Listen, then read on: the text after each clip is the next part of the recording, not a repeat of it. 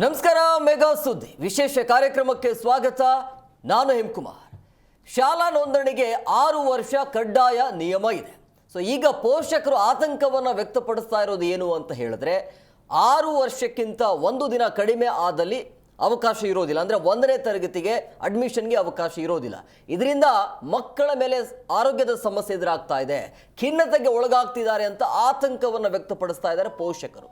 So ಹಾಗಾಗಿ ಈ ರೀತಿಯ ನಿಯಮ ಇದೆಯಲ್ಲ, ಇದು ಇವಾಗ ಬಂದಿರುವಂಥ ನಿಯಮ ಅಲ್ಲ, ನಾವು ಇದ್ದಾಗಲೂ ಕೂಡ ಈ ನಿಯಮ ಹೀಗೆ ಇದೆ. ಬಟ್ ಈಗ ಪೋಷಕರು ಆತಂಕವನ್ನು ವ್ಯಕ್ತಪಡಿಸ್ತಾ ಇರೋದು ಯಾಕೆ? ಮಕ್ಕಳಲ್ಲಿ ಖಿನ್ನತೆ ಎದುರಾಗ್ತಾ ಇರೋದು ಯಾಕೆ? ಯಾವ ರೀತಿಯಾಗಿ ಆರೋಗ್ಯ ಸಮಸ್ಯೆ ಎದುರಾಗತ್ತೆ? ಪೋಷಕರ ಬೇಡಿಕೆ ಏನಿದೆ? ಸೊ ಈಗಿರುವಂಥ ನಿಯಮವನ್ನು ಶಿಕ್ಷಣ ಇಲಾಖೆ ಏನಾದರೂ ಬದಲಾವಣೆ ಮಾಡೋಕ್ಕಾಗತ್ತಾ? ಮಾಡ್ತಾರ ಇಲ್ಲ? ಎಲ್ಲದರ ಬಗ್ಗೆ ಚರ್ಚೆ ಮಾಡ್ತಿದ್ದೆ. ಇವತ್ತಿನ ವಿಶೇಷ 6ರ ಖಿನ್ನತೆ, ವೈದ್ಯರ ಎಚ್ಚರಿಕೆ.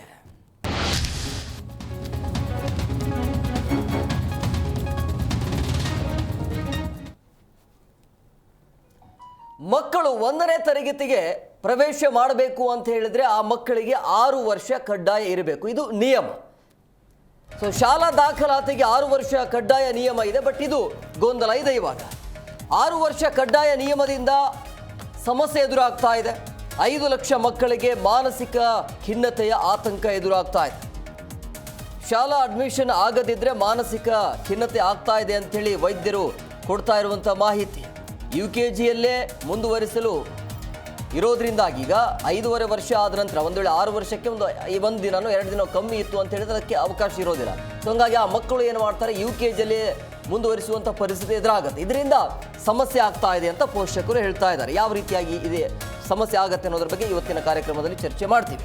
ಇದರಿಂದ ದೀರ್ಘಾವಧಿ ತೊಂದರೆ ಆಗುವಂಥ ಸಾಧ್ಯತೆ ಇದೆ ಅಂತ ನಿಮಾನ್ಸ್ ಮನೋವೈಜ್ಞರು ಮಾಹಿತಿಯನ್ನು ಕೊಟ್ಟಿದ್ದಾರೆ. ಸೊ ಹಾಗಾದರೆ ಕಲಿಕೆಯ ಸೂಕ್ತ ವರ್ಷ ಯಾವುದು ಮತ್ತು ಯಾವ ಏಜಲ್ಲಿ ಅವರಿಗೆ ಅಡ್ಮಿಷನ್ ಮಾಡಿಸ್ಬೇಕು ಅಂಥೇಳಿ. ಯಾಕಂದರೆ ಹಳೆ ಕಾಲದಿಂದ ಇರುವಂಥ ನಿಯಮ, ಈ ನಿಯಮ ಹೊಸದೇನೂ ಅಲ್ಲ. ಬಟ್ ಈಗ ಯಾಕೆ ಈ ರೀತಿಯಾಗಿ ಪೋಷಕರು ಆತಂಕವನ್ನು ವ್ಯಕ್ತಪಡಿಸಿದ್ದಾರೆ ಅನ್ನುವಂಥ ಪ್ರಶ್ನೆಗಳು ಸಹಜವಾಗಿ ಹುಟ್ಕೊಳ್ತಾ ಇರುವಂಥದ್ದು. ಶಿಕ್ಷಣ ಇಲಾಖೆಗೆ ಮನವಿಯ ಮೇಲೆ ಮನವಿಯನ್ನು ಮಾಡ್ತಿದ್ದಾರೆ. ಅಂದರೆ 5.5 ವರ್ಷಕ್ಕಿಂತ ಮೇಲ್ಪಟ್ಟಿರುವಂಥ ಮಕ್ಕಳಿಗೆ 1ನೇ ತರಗತಿಯಲ್ಲಿ ಸೇರಿಸ್ಕೊಳ್ಳಿ ಅಂಥೇಳಿ. ಸೊ ಅದು ಆಗತ್ತಾ ಇಲ್ಲ ಅಂಥೇಳಿ. ಪ್ರಮುಖವಾಗಿ ಆರೋಗ್ಯದ ಮೇಲೆ ಸಮಸ್ಯೆ ಎದುರಾಗ್ತಾ ಇರುವಂಥ ಹಿನ್ನೆಲೆಯಲ್ಲಿ ಸಹಜವಾಗಿ ಪೋಷಕರು ಈಗ ಆತಂಕದಲ್ಲಿದ್ದಾರೆ. ಇದೇ ವಿಚಾರಕ್ಕೆ ಸಂಬಂಧಪಟ್ಟಂತೆ ವೈದ್ಯರು ಮಾಹಿತಿಯನ್ನು ಕೊಟ್ಟಿದ್ದಾರೆ. ಅಂದರೆ ಮಕ್ಕಳ ಮೇಲೆ ಯಾವ ರೀತಿಯಾಗಿ ಸಮಸ್ಯೆ ಎದುರಾಗುತ್ತೆ ಅಂತೇಳಿ ಏನು ಹೇಳಿದ್ದಾರೆ ಕೇಳೋಣ ಬನ್ನಿ. 2018 ಗೈಡ್ಲೈನ್ಸ್ ಪ್ರಕಾರ ಫಸ್ಟ್ ಸ್ಟ್ಯಾಂಡರ್ಡ್ಗೆ 5.5 ವರ್ಷ ಕಟ್ ಆಫ್ ಇತ್ತು. ಬಟ್ 2022 ನವೆಂಬರಲ್ಲಿ ಅದನ್ನು 6 ಇಯರ್ಸ್ ಮಾಡಿದ್ದಾರೆ. ಫಸ್ಟ್ ಸ್ಟ್ಯಾಂಡರ್ಡ್ಗೆ admission cut off is 6 years now. But children who have already gotten admitted to KG, kindergarten or to Montessori after 2008, they are at a great disadvantage because they are being made to repeat a class. So ಇವಾಗ ಒಂದು class repeat ಮಾಡೋದ್ರಿಂದ ಆ ಮಕ್ಕಳ ಮೇಲೆ ತುಂಬ ಮಾನಸಿಕ ಪರಿಣಾಮಗಳು ಆಗ್ತಾ ಇದೆ. ಫಾರ್ ಎಕ್ಸಾಂಪಲ್, ಇವಾಗ ಎಷ್ಟೊಂದು ಜನ ಮಕ್ಕಳು, ಆಲ್ಮೋಸ್ಟ್ 75% ಮಕ್ಕಳು ನೆಕ್ಸ್ಟ್ ಕ್ಲಾಸಿಗೆ ಮೂವ್ ಆನ್ ಆಗ್ತಾರೆ. ಕೆಲವು ಮಕ್ಕಳು ಮಾತ್ರ ಅದೇ ಕ್ಲಾಸಲ್ಲಿ ಉಳ್ಕೊತಾರೆ. ಆ ಮಕ್ಕಳಿಗೆ ಹೊಸದಾಗಿ ಫ್ರೆಂಡ್ಸ್ ಮಾಡ್ಕೊಳ್ಳೋಕ್ಕೆ, ಹೊಸದಾಗಿ ಅಡ್ಜಸ್ಟ್ ಆಗೋಕ್ಕೆ ಕಷ್ಟ ಆಗುತ್ತೆ. ಇನ್ನು ಬೇರೆ ಮಕ್ಕಳು ಈ ಥರ ರಿಪೀಟ್ ಆಗಿರೋ ಮಕ್ಕಳನ್ನ ಸ್ವಲ್ಪ ಬುಲಿ ಮಾಡೋದಿರ್ಬೋದು, ಅವ್ರನ್ನ ಸೇರಿಸ್ಕೊಳ್ದೇ ಇರೋದು, ಅವರನ್ನ ಒಂಥರ ಅವ್ರಿಗೆ ಲೆಫ್ಟ್ ಔಟ್ ಫೀಲಿಂಗ್ ಬರುತ್ತೆ. ಆವಾಗ ಅವ್ರಿಗೆ ಅಡ್ಜಸ್ಟ್ಮೆಂಟ್ ಕಷ್ಟ ಆಗುತ್ತೆ, ಅವ್ರ ಸೆಲ್ಫ್ ಕಾನ್ಫಿಡೆನ್ಸ್ ಕಮ್ಮಿ ಆಗ್ಬೋದು, ಅವ್ರಿಗೆ stigma, they may face stigma, they may face isolation. So that will affect the self esteem of the child. ಇನ್ನೊಂದು ಇಂಪಾರ್ಟೆಂಟ್ ವಿಷಯ ಏನು ಅಂದರೆ, ಇವಾಗ ಡೆವಲಪ್ಮೆಂಟ್ ಅಥವಾ ಬೆಳವಣಿಗೆ ಸಹಜವಾಗಿ ಆಗ್ತಾ ಇರೋ ಮಕ್ಕಳಲ್ಲಿ ಬೌದ್ಧಿಕ ಬೆಳವಣಿಗೆ ಇರ್ಬೋದು, ಭಾವನಾತ್ಮಕ ಬೆಳವಣಿಗೆ ಇರ್ಬೋದು, ಸೋಷಿಯಲ್ ಬೆಳವಣಿಗೆ, ಸಾಮಾಜಿಕ ಬೆಳವಣಿಗೆ ಇರ್ಬೋದು, ಇದೆಲ್ಲ ನಾರ್ಮಲ್ ಆಗಿ ಆಗ್ತಾ ಇರುವಂಥ ಮಕ್ಕಳಲ್ಲಿ ಒಂದು ಕ್ಲಾಸ್ನ ರಿಪೀಟ್ ಮಾಡೋದ್ರಿಂದ ಅವ್ರಿಗೆ ಲರ್ನಿಂಗ್ ಅಲ್ಲಿ ಕೂಡ ಕಷ್ಟ ಆಗುತ್ತೆ. For example, if you teach the same things to a child who already knows everything, the child will not have motivation to learn. So learning happens when you make it a little bit challenging. Already whatever the child already knows, you make it little bit more challenging than that, but not too challenging. That is where learning happens. If you teach the same thing to the child may lose motivation, the child may be disengaged in the classroom, which may lead to behavioral problems. So ಇದೆಲ್ಲದ್ರಿಂದನೂ ಈ ಥರ ಮಕ್ಕಳಿಗೆ adjustment issues ಅಥವಾ depression ಈ ಬಗ್ಗೆ ಮಾತನಾಡೋದಕ್ಕೆ ಅತಿಥಿ ಅವರು join ಆಗಿದ್ದಾರೆ. ನಾನು ಅವ್ರನ್ನ ಕಾರ್ಯಕ್ರಮಕ್ಕೆ ವೆಲ್ಕಮ್ ಮಾಡ್ತೀನಿ. ಮೊದಲನೇದಾಗಿ ವಿದ್ಯಾರ್ಥಿ ಸಂಘದ ಹೋರಾಟಗಾರರಾಗಿರುವಂಥ ಲಕ್ಷ್ಮೀ ನಾರಾಯಣ ವಿ ಸರ್, ಕಾರ್ಯಕ್ರಮಕ್ಕೆ ಆತ್ಮೀಯವಾದಂಥ ಸ್ವಾಗತ.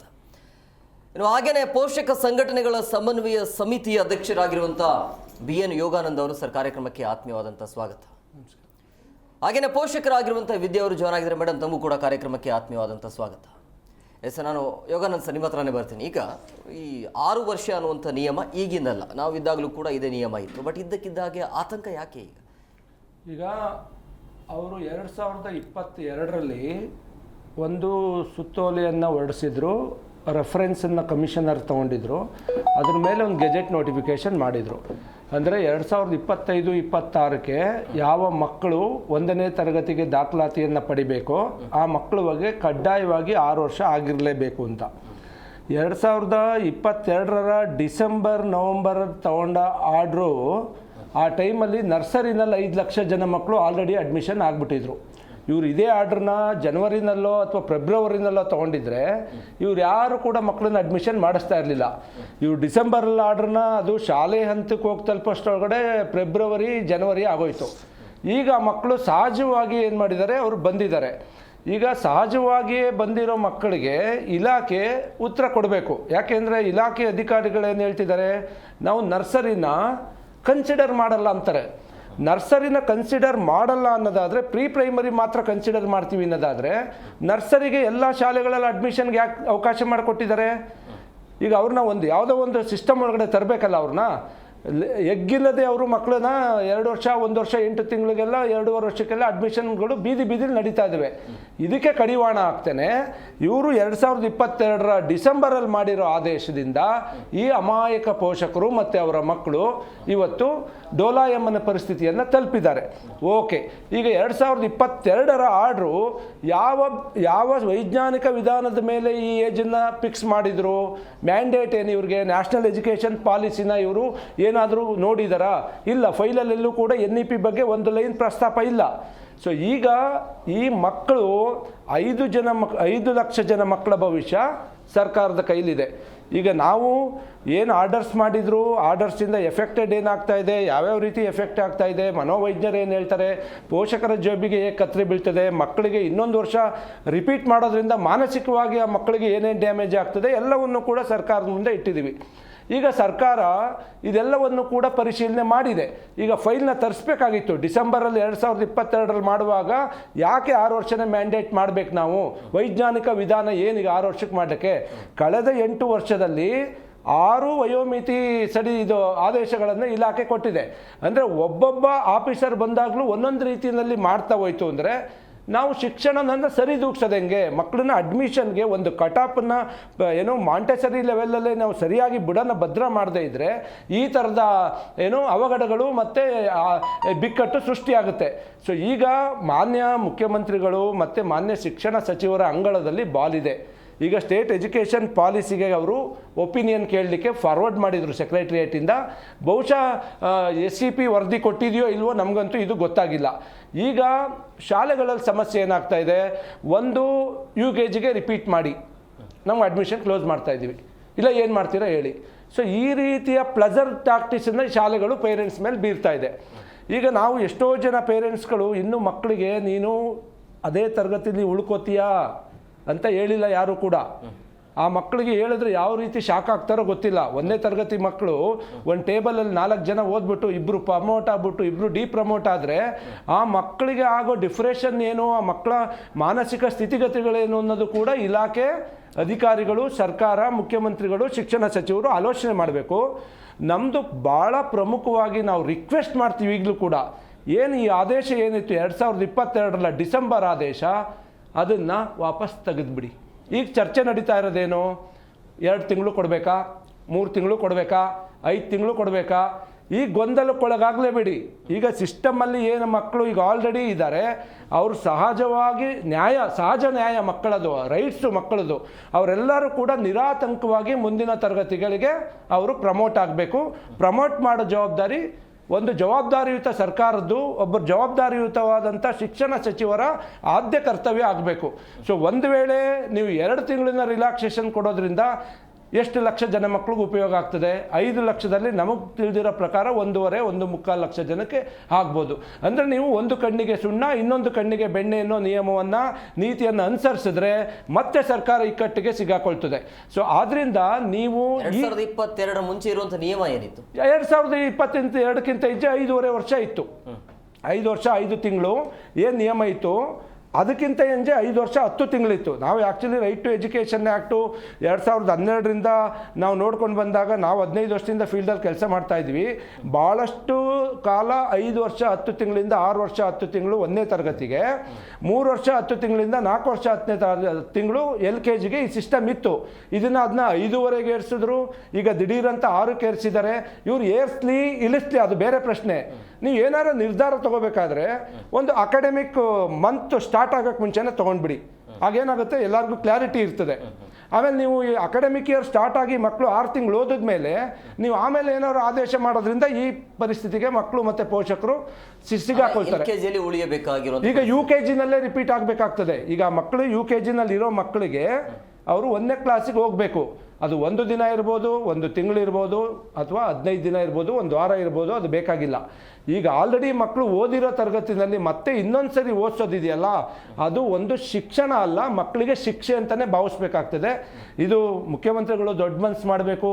ಶಿಕ್ಷಣ ಸಚಿವರು ಮಕ್ಕಳ ಹಿತ ಮತ್ತು ಮಕ್ಕಳ ಶೈಕ್ಷಣಿಕ ಭವಿಷ್ಯವನ್ನು ಗಮನದಲ್ಲಿಟ್ಕೊಂಡು ಎಲ್ಲರಿಗೂ ಒಳ್ಳೆಯದಾಗೋ ರೀತಿಯಲ್ಲಿ ಇವರು ಮಕ್ಕಳನ್ನ ಪ್ರಮೋಟ್ ಮಾಡಿದ್ರೆ ಸರ್ಕಾರಕ್ಕೂ ಒಳ್ಳೆಯ ಹೆಸರು ಬರ್ತದೆ, ಶಿಕ್ಷಣ ಇಲಾಖೆಗೂ ಒಳ್ಳೆಯ ಹೆಸರು ಬರ್ತದೆ, ಶಿಕ್ಷಣ ಸಚಿವರಿಗೂ ಕೂಡ ನಾವು ಅಭಿನಂದನೆ ಹೇಳ್ತೀವಿ. ಅವ್ರು 2 ತಿಂಗಳು ಮಾಡೋದ್ರಿಂದ ಈ ಸಮಸ್ಯೆ ಬಗೆಹರಿಯಲ್ಲ. ಅದು ಮುಂದಿನ ದಿನಗಳಲ್ಲಿ ಇನ್ಯಾವ ರೀತಿ ಸ್ವರೂಪ ಪಡೀತದೆ ನಮಗಂತೂ ಗೊತ್ತಿಲ್ಲ.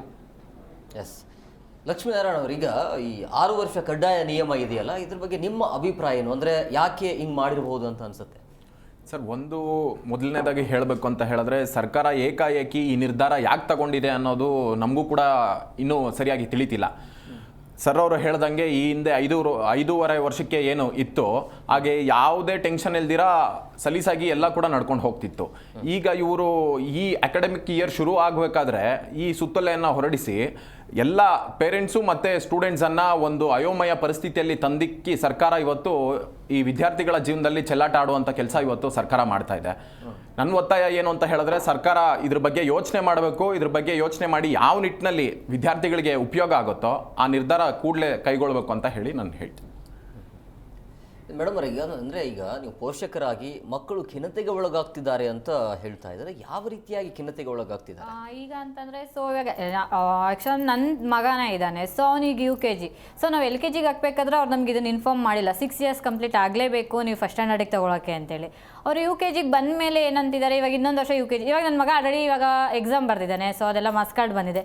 ಚೆನ್ನಾಗಿ ಓದ್ತಿರೋ ಮಗು ಈಗ ಅವನಂದರೆ ನನ್ನ ಹತ್ರ ಕ್ವಶನ್ ಮಾಡ್ತಾನೆ, ಅಮ್ಮ ನೆಕ್ಸ್ಟ್ ನಾನು LKGಗೆ ಅಲ್ವಾ ನೀವು ನನ್ನನ್ನು ಸೇರಿಸ್ತೀರಿ, UKG ಫಸ್ಟ್ ಸ್ಟ್ಯಾಂಡರ್ಡಿಗೆ ಅಲ್ವಾ ಹೋಗ್ತೀರಾ? ಸೊ LKG ಮಗು UKGಗೆ ಹೋಗುತ್ತೆ, UKG ಮಗು ಫಸ್ಟ್ ಸ್ಟ್ಯಾಂಡರ್ಡಿಗೆ ಹೋಗುತ್ತೆ. ಅವನು ಇವಾಗ UKG ಇರೋದ್ರಿಂದ ಅವ್ನು ನನ್ನನ್ನು ಕೇಳ್ತಿದ್ದಾನೆ, ಅಮ್ಮ ಫಸ್ಟ್ ಸ್ಟ್ಯಾಂಡರ್ಡಿಗೆ ಹೋಗ್ತೀವಲ್ಲ. ಸೊ ಅವನಿಗಿನ್ನೂ ಇನ್ಫಾರ್ಮ್ ಮಾಡಿಲ್ಲ ನಾವು ಈ ಥರ ಆಗಿದೆ, ಹಿಂಗಿಲ್ಲ ಇದಾಗಿದೆ, 6 ಇಯರ್ಸ್ ಕಂಪ್ಲೀಟ್ ಆಗಲೇಬೇಕಂತಿದೆ ಅಂತ. ಸೊ ಇವಾಗ ಅವ್ರು ಸಡನ್ಲಿ ಏನು ಹೇಳ್ತಿದ್ದಾರೆ, 6 ಇಯರ್ಸ್ ಅಂದರೆ ಜಸ್ಟ್ 9 ಡೇಸ್ ಡಿಫ್ರೆನ್ಸ್ ಇದೆ. 9 ಡೇಸ್ ಡಿಫ್ರೆನ್ಸ್ಗೆ 1 ಇಯರ್ ವೇಸ್ಟ್ ಮಾಡೋಕ್ಕಾಗುತ್ತಾ ಮಗುನ? ಈಗ SLCಗೆ ಪ್ರಾಬ್ಲಮ್. ಟೀಚರ್ಸ್ ಎಲ್ಲ ಇನ್ಫಾರ್ಮ್ ಮಾಡ್ತಾರೆ, ಸ್ಕೂಲಲ್ಲಿ ಕೇಳಿದ್ರೆ ಏನಿದು ನಮ್ಗೆ LKGಗೆ ಸೇರಿಸಬೇಕಾದ್ರೆ ನೀವು ಇನ್ಫಾರ್ಮ್ ಮಾಡಿಲ್ಲ, UKGಗೆ ಬಂದಮೇಲೆ ಈಗ ಫಸ್ಟ್ ಸ್ಟ್ಯಾಂಡರ್ಡಿಗೆ ಹೋಗೋ ಟೈಮಲ್ಲಿ ಈ ಥರ ಇನ್ಫಾರ್ಮ್ ಮಾಡ್ತಿದ್ದೀರಲ್ಲ ಅಂತ ಕೇಳಿದ್ರೆ SLCಗೆ ಪ್ರಾಬ್ಲಮ್ ಆಗುತ್ತೆ. ಹಾಗಾದ್ರೆ SLCಗೆ 9 ಡೇಸ್ ಡಿಫ್ರೆನ್ಸಲ್ಲಿ ನೀವು ಪ್ರಾಬ್ಲಮ್ ಆಗುತ್ತೆ ಅಂತಂದರೆ 1 ಇಯರ್ ವೇಸ್ಟ್ ಆಗುತ್ತಲ್ಲ ನಮ್ಮ ಮಗುದು. ಅವ್ನು ಕೇಳ್ತಾನೆ, ನಾನು UKG ಆಗಿದೆ ಆಲ್ರೆಡಿ, ನಾನು ಮತ್ತೆ ಫಸ್ಟ್ ಸ್ಟ್ಯಾಂಡರ್ಡಿಗೆ ಹೋಗಬೇಕು, ನನ್ನನ್ನು ಯಾಕೆ UKGಗೆ ಕೂರಿಸಿದ್ದೀರಾ? ಈಗ ಅವ್ನು ಬ್ಯಾಚಲ್ಲಿ 150 ಮೆಂಬರ್ಸ್ ಇದ್ದಾರೆ ಅಂತ ಅಂದರೆ ಸೊ ಅವರೆಲ್ಲ ಮುಂದೆ ಹೋಗ್ಬಿಟ್ಟಿದ್ದಾರೆ. ಸೊ ಇವಾಗ ಒಂದು ಕ್ಲಾಸಲ್ಲಿ ಇವ್ರು ಒಬ್ಬ ಇಲ್ಲ 2 ಮೆಂಬರ್ಸ್ ಮಾತ್ರ ಡಿಲೇ ಆಗ್ತಾರೆ. ಅವರೆಲ್ಲ ಕ್ವಶನ್, ಇವಾಗ ನನ್ನ ಮಗನೇ ಆಗಲಿ, ನಾನು ಮತ್ತೆ ಅದೇ ಕ್ಲಾಸ್, ಮತ್ತೆ ಅವನಿಗೆ LKG ಮಕ್ಳ ಜೊತೆ UKG ಮಗು ಹೊಂದಾಣಿಕೆ ಆಗುತ್ತೆ, 1 ವರ್ಷ ಹಾಳಾಗುತ್ತೆ. ಸೊ ಹಾಗಾಗಿ ಶಿಕ್ಷಣ ಸಂಸ್ಥೆಯವರು ಏನಿದ್ದಾರೆ, ಸೊ ಇದೆಲ್ಲ ಏನು ಅವರೊಂದು ಏನಾರು ಒಂದು ಒಳ್ಳೆ ನಿರ್ಧಾರಕ್ಕೆ ಬರಲೇಬೇಕಾಗುತ್ತೆ ಇದಕ್ಕೋಸ್ಕರ. ಇಲ್ಲಾಂದರೆ ಫೈನಾನ್ಷಿಯಲಿ ಇವಾಗ ಪೇರೆಂಟ್ಸ್ಗೂ ಕೂಡ ಪ್ರಾಬ್ಲಮ್ ಆಗುತ್ತೆ. ಅವರು ಇವಾಗ ನಾವು ಕೂಡ ತುಂಬ ಬಡವರು ಇರೋದ್ರಿಂದ ಈ ವರ್ಷ ಕೂಡ ಫೀಸ್ ಪೇ ಮಾಡಿದ್ದೀವಿ ನಾವು ಆಲ್ರೆಡಿ. ಅವ್ರು ಏನಂತಾರೆ ಮತ್ತೆ ಇನ್ನೊಂದು ವರ್ಷ UKGಗೆ ಯಾಕೆ, ನಮಗೆ ಒಂದೇ ಫಸ್ಟ್ ಸ್ಟ್ಯಾಂಡರ್ಡಿಗೆ ಹೋಯಿತು ಅಂತ ಅಂದರೆ ಸೊ ಅವರೇನೋ ಫೈನಾನ್ಷಿಯಲ್ ನಮಗೂ ಹೆಲ್ಪ್ ಆಗುತ್ತೆ ಅಂತೇಳಿ ಪೇರೆಂಟ್ಸ್ ಕೂಡ ನಾವೇ ಇದು ಮಾಡ್ಕೊಳ್ಳೋದು. ಇವರಿಲ್ಲ ಅದೇ ಫೀಸ್ ಪೇ ಮಾಡಿ ಇನ್ನೊಂದು ಇಯರ್ ಕೂತ್ಕೊಳ್ಳಿ, ಇನ್ನೊಂದು ಇಯರ್ ಮತ್ತೆ UKGಗೆ ಅಮೌಂಟನ್ನು ವಿಷಯ ಅನ್ನೋದಕ್ಕಿಂತ ಸೊ ಮಕ್ಕಳು ಎಜುಕೇಷನ್ ವೇಸ್ಟ್ ಆಗುತ್ತೆ. 1 ಡೇ 9 ಡೇಸ್ಗೋಸ್ಕರ 1 ಇಯರ್ ಹೇಗೆ ವೇಸ್ಟ್ ಮಾಡೋಕ್ಕಾಗುತ್ತೆ? ಸೊ ನಾವು LKGಗೆ ಹಾಕಬೇಕಾದ್ರೆ ಈ ಇನ್ಫಾರ್ಮೇಷನ್ ಕೊಟ್ಟೇ ಇಲ್ಲ. ಸೊ UKGಗೆ ಬಂದ ತಕ್ಷಣ ಫಸ್ಟ್ ಸ್ಟ್ಯಾಂಡರ್ಡಿಗೆ ಮಗುಗೆಲ್ಲ ಬುದ್ಧಿ ಬಂದಿದೆ, ಅವ್ನ ಮಗು ಸ್ಕೂಲಿಗೆ ಫಸ್ಟ್ ಸ್ಟ್ಯಾಂಡರ್ಡಿಗೆ ಹೋಗಬೇಕು ಅನ್ನೋ ಟೈಮಲ್ಲಿ ಅವ್ರು ಸಡನ್ನಾಗಿ ಈ ಥರ ಆ್ಯಕ್ಷನ್ಸ್ ತೊಗೊಂಡ್ರೆ ಅದಕ್ಕೆ ಮಕ್ಳಿಗೆ ಏನಂತ ಇನ್ಫಾರ್ಮ್ ಮಾಡೋಕ್ಕಾಗುತ್ತೆ ನಾವು? ಸೊ ಹಾಗಾಗಿ ನಾವು ಕೇಳ್ಕೊತಿರೋದೇನು ಅಂತ ಅಂದರೆ ನಮಗಿಲ್ಲ ಇವಾಗ ಏನಿದೆ 9 days ಡಿಫ್ರೆನ್ಸು 1 yearನ ವೇಸ್ಟ್ ಮಾಡೋಕ್ಕಾಗಲ್ಲ. ಸೊ ಇದಕ್ಕೆ ಒಳ್ಳೆ ನಿರ್ಧಾರಕ್ಕೆ ಬರಲೇಬೇಕು. ನಮಗೆ ಶಿಕ್ಷಣ ಸಂಸ್ಥೆಯವ್ರು ಏನಿದ್ದಾರೆ ಅದನ್ನ ಒಳ್ಳೆ ಡಿಸಿಷನ್ ತಗೊಳ್ಳೇಬೇಕು ಅಂತ ನಾವು ಕೇಳ್ಕೊತಿರೋದು. ಸೊ ನಿಮ್ಗೆ ಏನು ಅನ್ಸುತ್ತೆ ಅಂದರೆ ಯಾಕೆ ಈ ನಿರ್ಧಾರಕ್ಕೆ ಬಂದಿರಬಹುದು ಅಂತ ಅನ್ಸುತ್ತೆ? ಈಗ ನಾವು 2022 ಡಿಸೆಂಬರ್ ಆದೇಶವನ್ನು ಕೂಡ ಕಳೆದ ವರ್ಷ ನಾವು ಕ್ವಶನ್ ಮಾಡಿದ್ವಿ.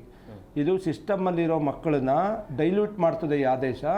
ನೀವೇನಾರು ಒಂದು ಸೈಂಟಿಫಿಕ್ ಆಗಿ ಮಕ್ಕಳಿಗೆ ವಯೋಮಿತಿ ನಿರ್ಧಾರ ಮಾಡಲಿಕ್ಕೆ ಆಲ್ ಇಂಡಿಯಾ ಲೆವೆಲಲ್ಲಿ ಬೇರೆ ಬೇರೆ ರಾಜ್ಯಗಳಲ್ಲಿ ಯಾವ ಪರಿಸ್ಥಿತಿನಲ್ಲಿದೆ ಏಜು, ಅದು ಮಕ್ಕಳ ಶಿಕ್ಷಣಕ್ಕೆ ಪೂರಕವಾಗಿರಬೇಕಂದ್ರೆ ಎಷ್ಟನೇ ವಯಸ್ಸಿಗೆ ಮಗು ಶಾಲೆಗೆ ಸೇರಬೇಕು, ಕಲಿಕೆಗೆ ಮಗುಗೆ ಬ್ರೈನು ಅಥವಾ ಮೆದುಳು ಸ್ಪಂದಿಸೋದು ಯಾವ ಏಜಿಂದ, ಇದಕ್ಕೆ ತಜ್ಞ ವೈದ್ಯರಿದ್ದಾರೆ, ಮಕ್ಕಳ ತಜ್ಞರಿದ್ದಾರೆ, ಇವ್ರನ್ನೆಲ್ಲರನ್ನೂ ಕೂಡ ಕನ್ಸಲ್ಟೇಷನ್ ಮಾಡಿ ಒಂದು ಸರಿಯಾದಂಥ ನಿರ್ಧಾರವನ್ನು ಸರ್ಕಾರ ತಗೋಬೇಕು. ಆ ತಗೊಂಡ ನಿರ್ಧಾರ ಬದಲಾಗಬಾರ್ದು ಅವಾಗವಾಗೆ. ನೀವು ಪ್ರತಿ 2 ವರ್ಷಕ್ಕೊಂದ್ಸರಿ ನೀವು ಆದೇಶನ ಸುತ್ತೋಲೆನ ರಿವಿಷನ್ ಮಾಡ್ತಾ ಇದ್ದರೆ ಒಂದಲ್ಲ ಒಂದು ಮಗು ಸಮಸ್ಯೆಗೆ ಸಿಗಾಕೊಳ್ತದೆ. ಆ ರೀತಿಯಾದಂಥ ಸರಿಯಾದ ನಿರ್ಧಾರವನ್ನು ತಗೊಳ್ದೇನೆ ಈಗ ಇವತ್ತು ಕೂಡ ಅವರು ಡಿಸೆಂಬರ್ 2020 ಮಾಡಿರೋ ಆದೇಶದೊಳಗಡೆ ಏನು ಮರ್ಮ ಇದೆ ಅನ್ನೋದು ನಮ್ಗೆ ಗೊತ್ತಾಗ್ತಾ ಇಲ್ಲ. ಈಗ NEP ಅಲ್ಲ ಅಂತಾರೆ. ವಾಟ್ ಇಸ್ ನೆಕ್ಸ್ಟ್, ಯಾಕೆ ಮಾಡಿದ್ದೀರಾ ಅಂದರೆ ಉತ್ತರ ಕೊಡ್ತಾ ಇಲ್ಲ. ನೀವು ಉತ್ತರ ಕೊಡಿ. 6 ವರ್ಷ ಅನ್ನೋದು ಯಾಕೆ ಬಂತು ಆ ಪ್ರಶ್ನೆ? 6 ವರ್ಷ ತುಂಬಿರಲೇಬೇಕು ಅಂತ ಯಾಕೆ ಬಂತು? ನಮ್ಮ ರೈಟ್ ಟು ಎಜುಕೇಷನ್ ಆ್ಯಕ್ಟ್ ಏನು ಹೇಳ್ತದೆ? 6ರಿಂದ 14 ಅನ್ನುತ್ತೆ. ಈಗ 6 ತುಂಬಿರಲೇಬೇಕು 1ನೇ ತರಗತಿಗೆ ಅಂದರೆ ಇವರು 7ರಿಂದ ಅಂತ ಶುರು ಮಾಡಬೇಕಾಗತ್ತೆ. ನಾವು ರೈಟ್ ಟು ಎಜುಕೇಷನ್ ಆ್ಯಕ್ಟನ್ನು ನಾವು ಅದು ಪ್ರಬಲವಾದಂಥ ಕಾಯ್ದೆ ಇಡೀ ದೇಶಾದ್ಯಂತ. ಅಲ್ಲಿ ಏನು ಮಕ್ಕಳ ವಯೋಮಿತಿ ಇದೆ ಅದಕ್ಕೆ ಪೂರಕವಾದಂಥ ನಾವು ನಿಯಮಗಳನ್ನು ರೂಪಿಸ್ಕೊಂಡು ಬರಬೇಕು.